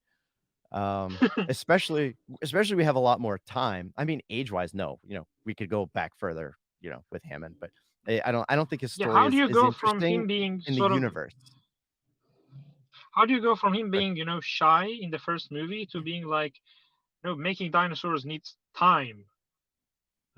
And I only remember the ME is me. I don't remember what the other ones are. you know, he was so shy in that first movie, and by the time we get to Jurassic World, he's kind of arrogant, and he thinks he, I mean, he only had like a minute of screen time, so I yeah, mean, it stinks. to the And I point that understand BD Wong's frustration, with the way he was treated, where his character in the book is kind of a big deal. And he's just an afterthought in the movie. Like, here's the yeah, scientist that made dinosaurs, and that's it. We never see him again. We don't know if he's alive. I mean, we do because he's in Jurassic World, but you don't know that he makes it off the island, which makes it's you know that the story I've been building in my head about what happens with this Barbasol can even more fascinating. it's honestly strange that in a franchise that's about bringing back dinosaurs with genetics, the actual geneticists don't get that much screen time. Just, Yeah, I honestly think someone like him, someone like Wu, should just be a central character yeah. because, like, I mean, he is Jurassic Park. yeah, he makes it That's possible. and Brooklyn even went at him with that. When she wanted to Yeah, get the footage, we're like, "Hey, you're letting Masrani and Hammond take all the credit. Okay, you're the real mastermind behind all this." That little bit of ego stroking there, and he's like, "How many followers do you say you have again?" You know, but like even, and it's not just the movies. I've complained about this on Twitter. Like he doesn't have a toy. He's shown up in more yeah. I bits mentioned this of the other day. The dead fox in the trailer has a toy before he does. yeah, exactly. The dead And then fox in the trailer got a toy. BD Wong even um even I don't know if he quote retweeted you or quote retweeted Collect Jurassic's quote retweet of your tweet. So we're in like retweet inception now, but he even acknowledged it. You know, I think he said like the fox doesn't even have a name. So like yeah, I mean, how bad is that? A fox gets a toy, and they're even giving a live fox of a toy. At least it looks like it. It's not alive in the movie, as far as we know. It's just bait to trap her. Um, but yeah, he's shown in more overall bits of visual media than any other human character. I wonder how He's much. essential and important to everything. clearly there's something important with him in Dominion, um, and he feels like he has to correct a terrible mistake. Um, Yeah, about that line, I was thinking how much of, I don't know if any of this is like real or not, but how much does it go back to what Brooklyn told him in season three? You know, real visionaries make the world a better place. Maybe one day you will understand that. I yeah, sometimes I wonder if that, if that flipped something in his mind, it's like, okay, uh, maybe she has a point. it's not going to happen, but how amazing would it be when he comes to this realization moment that something he did is basically causing the end of the world? Whether it's dinosaurs or something else, you know, that he's like, If it's the locust, I know. If it's the giant locust thing, I've seen that picture. yeah, um, it would be great if he's sitting there in that lab or wherever he is, and he's having this conversation about, I didn't realize it at the time, but someone once told me, and that he goes Mhm. off that Brooklyn line from season Oh, 3. real vision. Uh, it's it's something that people aren't gonna know, and it's not important because it's just him saying, "Someone told me this a couple years ago," Yeah, and the but people that we'll watch know. Camp Cretaceous are like, "That's a Brooklyn quote," those are the cool little connections that I would love to see in Dominion, um, that they're not super important, but at least they point back to the show, kinda thing, and, I think even if he doesn't get, a ton of screen time, I do think whatever the character is and does is written well enough that it genuinely seems to have BD Wong excited about his Mhm. character. For if anyone doesn't know, I had a cameo video done by BD Wong, and he spent a couple seconds like in character as Wu, just talking to me and saying not to trust Nedry Yeah, because I've he seen knew I that. had because he knows I had a cameo from Wayne Knight as Nedry. But then he went on for almost 9 minutes, maybe a little over 9 minutes, just talking about the making of Dominion and a lot about them spending the time together in the hotel. But he seemed genuinely happy and excited about the movie and his role, 'cause he was, like, smiling, and it was genuine, it wasn't a fake, actor thing, and he mentioned one bit to me that I am excited to see play out, and I mentioned I don't know if he should have said it. He didn't spoil anything in the movie, but he described, people in a scenario that I was like, "I wanna see this now," you know? I just And hope they don't kill him off. yeah, I just hope he doesn't die. Yeah, I don't it's and I thought all along he was going to die based on his comments about, like, I uh, finally some respect for, his novel character or something like that, and, I think a And the lot of fact people that are he like, dies in "Oh, the novel. he's gonna get this gruesome death, that he deserves because he's the bad guy," but now I'm thinking it's more the respect of he's important, he plays a role. It comes too fast for me to hit the mute button to mute out my coughing, so I'll just have to edit those out again. But, I don't know. I honestly don't know if he dies. He's not gonna tell me, if he dies. Obviously But, not. um, I really hope he doesn't because I would like to see what that means, especially for the future. It's, um, I don't know. I mean, we don't have much, you know, time left for finding out, and a lot of countries around the world tickets have already gone on sale. I got tickets for two showings for the first night here in the US. um so that's exciting. But yeah, I hope we get to see a little bit more of Wu in season 5 of Camp Cretaceous, because he's at this kind of cool crossroads where he's you know in that in between.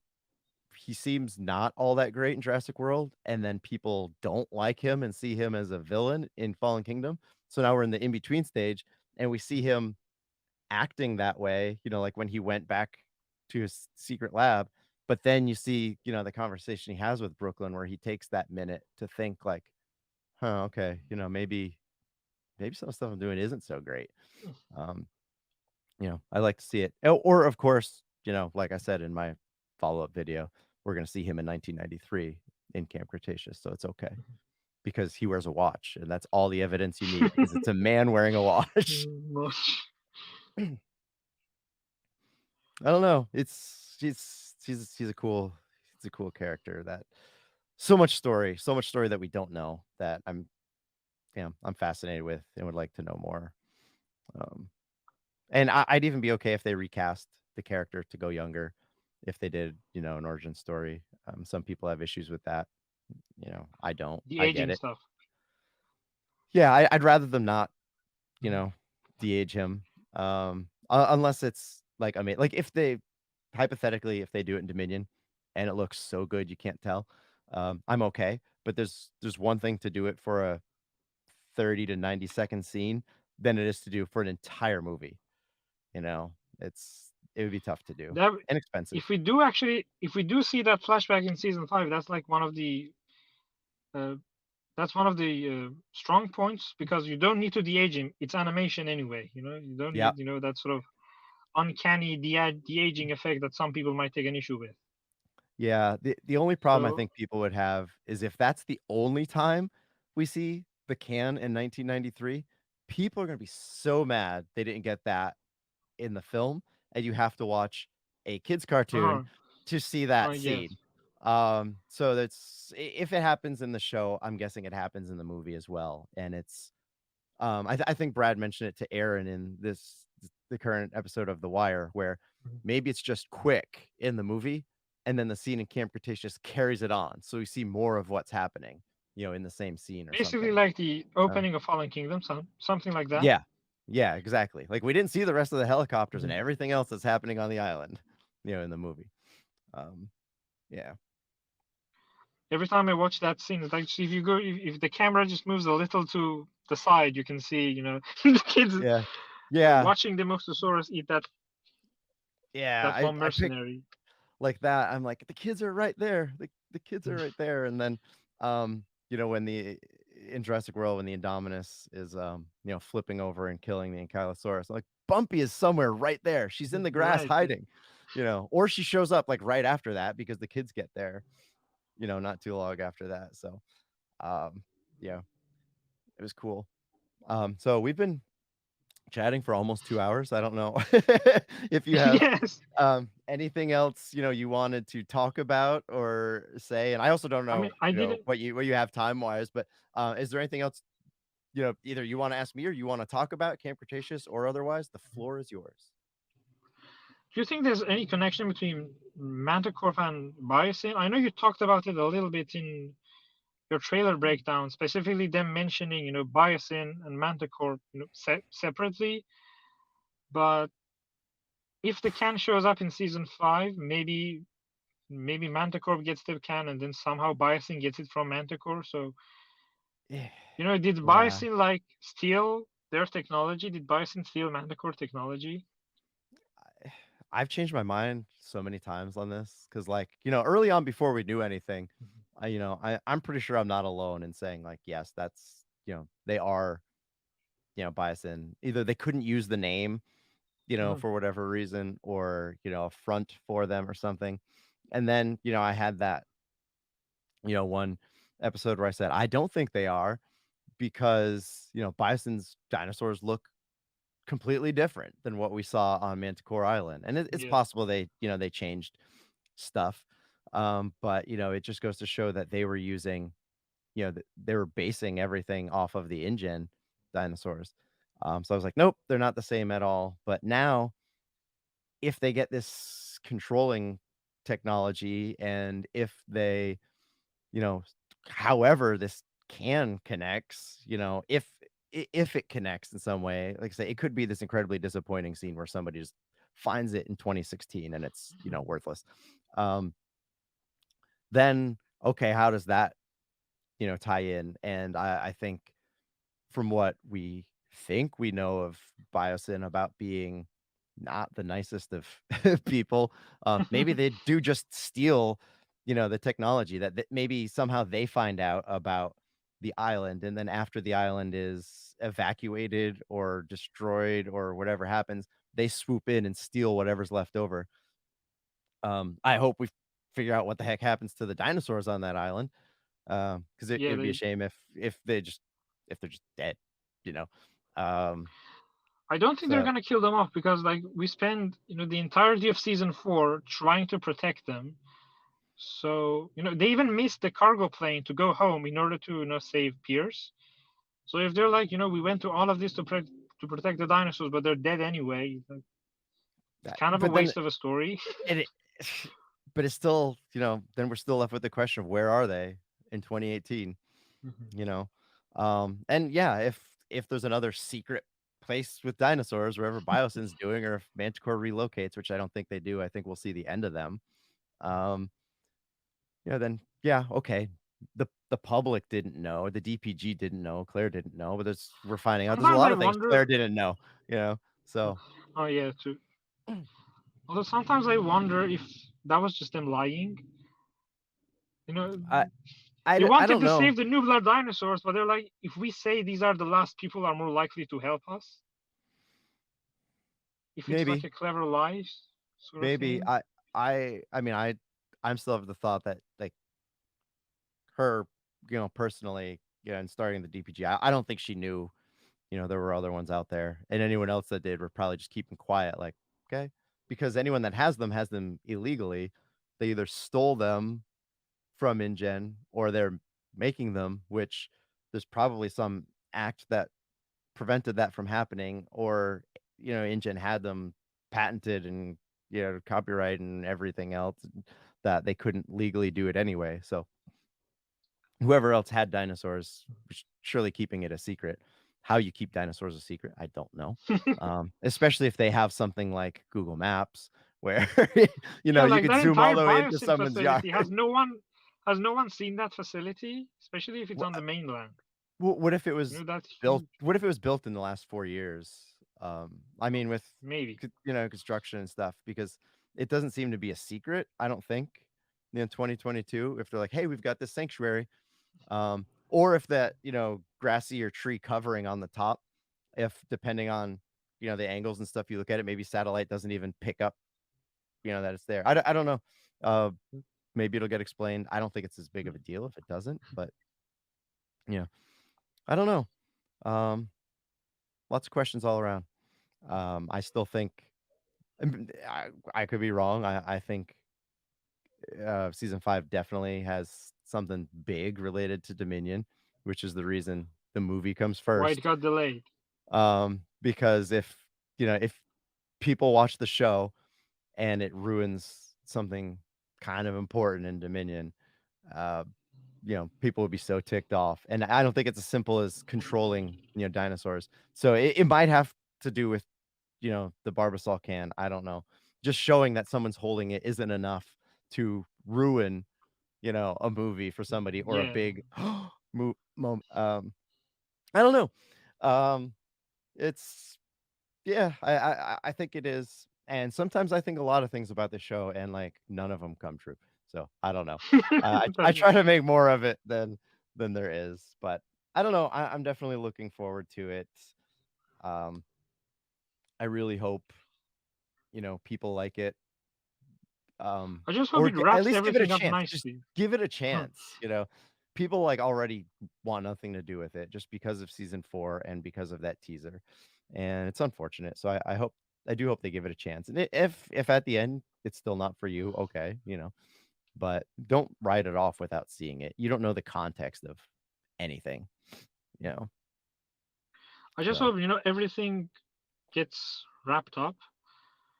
I would I would love Dominion connections, obviously, but I think mm, as long as the story that they started gets wrapped up nicely, I'll be happy. Even if there isn't like a big obvious connection with Dominion, I kind of hope there is, just because I'm a fan.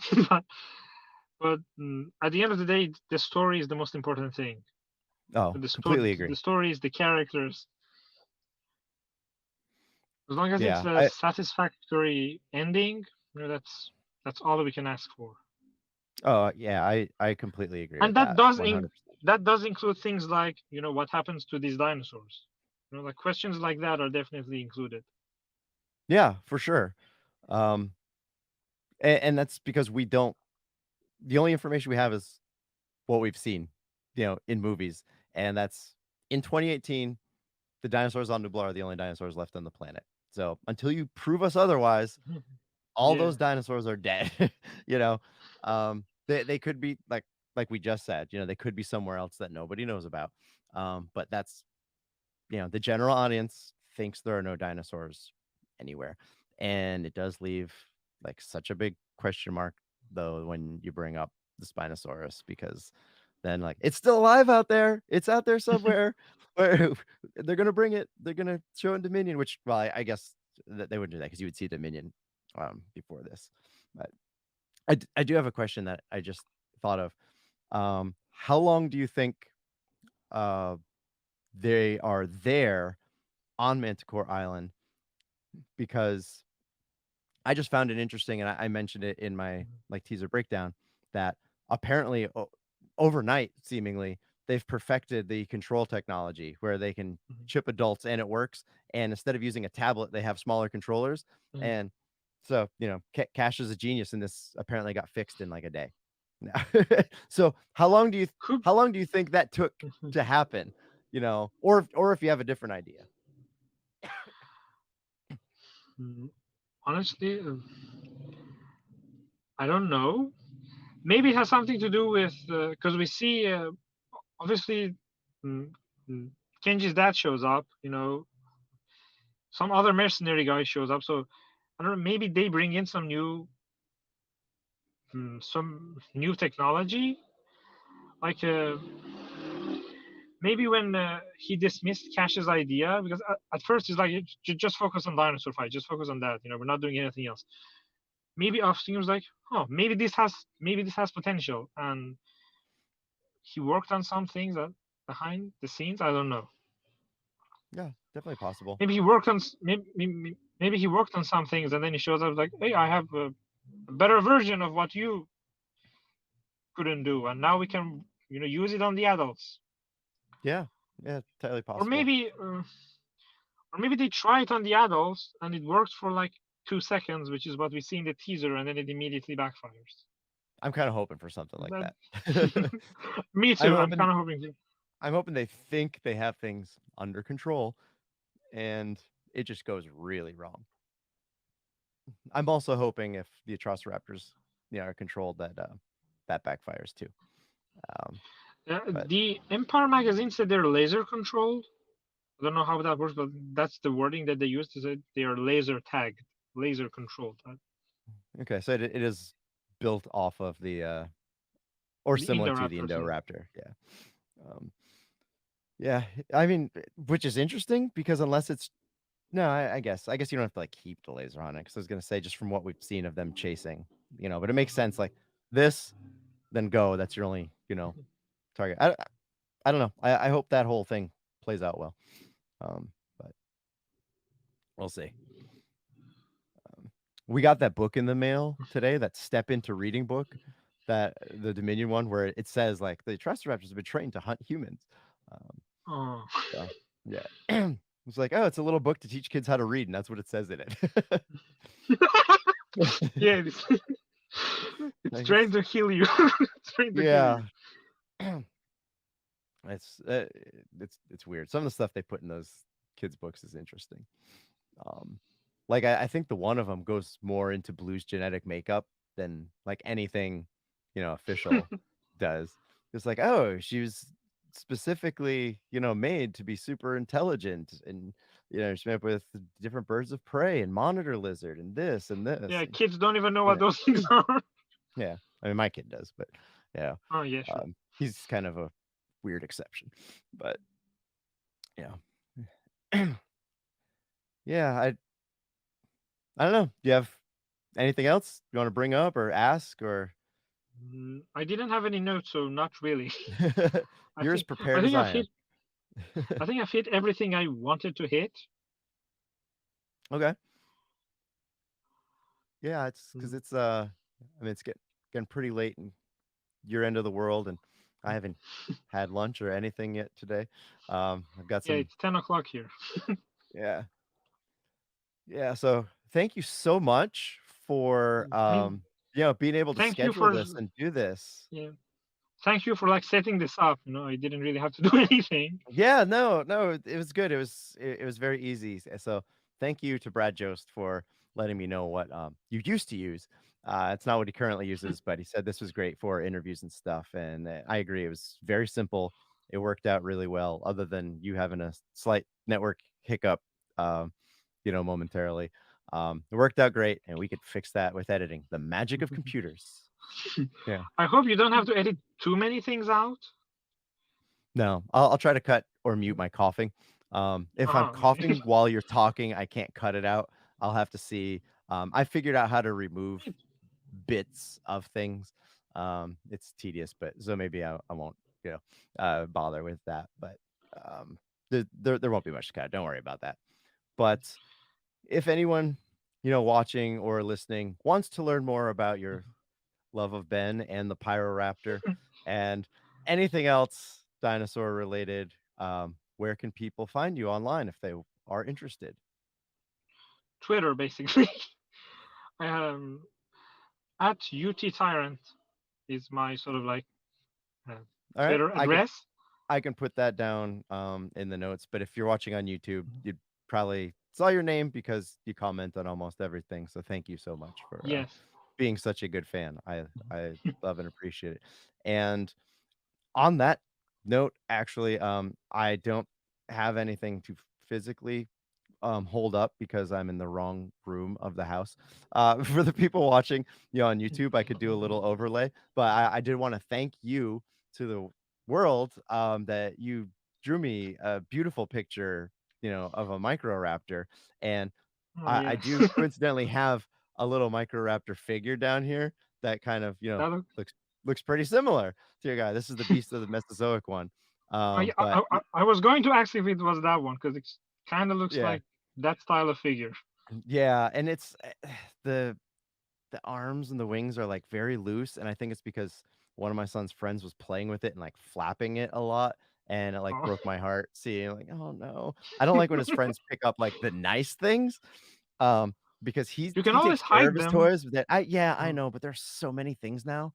Like one of his uh-huh. friends, ripped one of the wings of the Amber Collection Pteranodon. And Oh, it I was don't know. Amber Connection too. That's Yeah, like I mean, that's like the they're really toys. good one. They're his toys. It's fine. We glue them. But yeah. So I wanted to. I know I've thanked you, personally, number of times, but I'm letting the world know that I thank you. That you drew me a really, really, really nice picture, and I got it printed and might do it in a different size just so it lines up with everything else. Um, but as I'm attempting to redo my office, I'm doing this cool wall of fan made art or people or things people have made and sent to me and whatnot, and that's going to be a part of it. So the wall's coming along nicely. Well, the wall itself isn't, but the collection of things to put on the wall is coming along.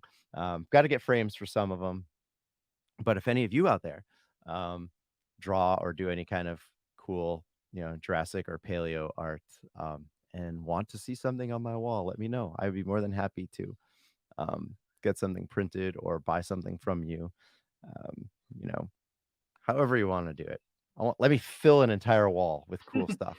It'll be fun. And if I knew it was going to go on your wall, I'd make it a little nicer. I put more. Yeah, it's fine. I like the way it is. It's perfect. Um, and yeah, I wouldn't. That's why I wouldn't have said anything. Because then Mhm. it's almost like too much pressure, and try too hard, and whatever. I like just the naturalness and the thoughtfulness of it. Like I asked somebody else if they wouldn't mind drawing something, and then now I feel like they have too much pressure. Like, well, I started, but I don't really like this. I'm like, Just don't worry about it. Like when you sit down and doodle like you do, just if there's something you like, just be like, here, do you want this? I'm cool with that. But all right. Thank you so much again, so much for asking, to do this. It worked as far as I Yeah. know. When I hit that end broadcast, we'll see if it actually saves and I can download it. Otherwise, we just spent 2 hours and 15 minutes chatting, and no one will ever get to see or hear it. But that's all right. We had a It's good time fine. talking about stuff. That's honestly fine. Even if no one sees this, that's honestly fine. No, I'm sure it'll work Mhm. fine. When I tested it, Nice. the save worked. But I don't know. We're about to find out in just a couple of minutes. What time of Again, day is it for you? Because here I it don't know is if to say. right now. It's 1:30 p.m. here. So I say good afternoon, maybe. Sure, yeah. Good Good afternoon. afternoon. Good afternoon. And who knows when this will eventually get uploaded to everything. And the beauty of the internet and podcasts is everybody's all over the world. So it'll be different times of different days and people are, Mhm. watching and listening. But again, I said 1,000 times, I'll say it again. Thank you so much for doing this. This was so much fun. It was great to talk to you in person. Yeah, it was Um, it's really cool, it, really lovely, really friendly, really. yeah.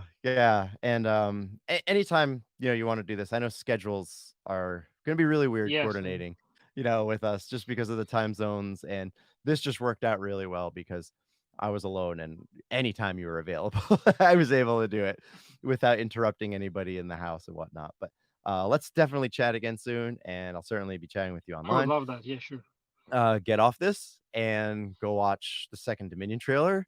Yeah, I should watch that. Since that came out right when we were going to start recording. So, Yeah, that my that notifications kind of are stuff. crazy right now. Every Yeah, so don't check anything on Twitter. Watch the trailer first, then go catch Oh up yeah, as to what good everybody's idea, good saying idea. online. Um, and yep, I'll see you around. So thank you so much. Have a great Thank night and a great rest of thank your you. week, and I'll be talking to you soon. All right, see ya. Bye. All right, everyone. Thank you so much for listening to this episode of the Cretaceous Campcast. It was awesome. It was different. It was so much fun. And like I said in the intro, if anyone else wants to do this, please reach out to me. You can always find me on Twitter at Cretaceous_Dave. The podcast and brand account at Media Cretaceous. I tried to get some other stuff done to upload to YouTube this week. Timing just didn't work out. But I do have some other non-podcast things I'm really trying to get done for you all because I think they're really fun. But thank you once again for watching and or listening. It's been great. And anyone watching this on YouTube, yeah, wearing a black shirt when you have two huskies with white fur is a terrible idea because I realize like I've got like little bits of hair all over the place. But I don't care. I wanted to show off my cool Brooklander t-shirt. I know you're all jealous out there, but we're all Brooklanders at heart. I know we are. But anyway, thank you so much once again. Stay safe, stay Jurassic. Everybody be nice to each other. And if you haven't watched the Jurassic World Dominion second trailer, it is out there. It is incredible. But if you don't want to see it with the chance of being spoiled by anything, completely understand. But I am even more hyped than I was before for this movie. Head is going wild thinking about things, but I don't want to think about it too much because I don't want to, potentially ruin the movie or get my expectations up. But just letting you know that is out there if you've been living under a rock and had no idea and want to see it. But until next time, so long, everybody.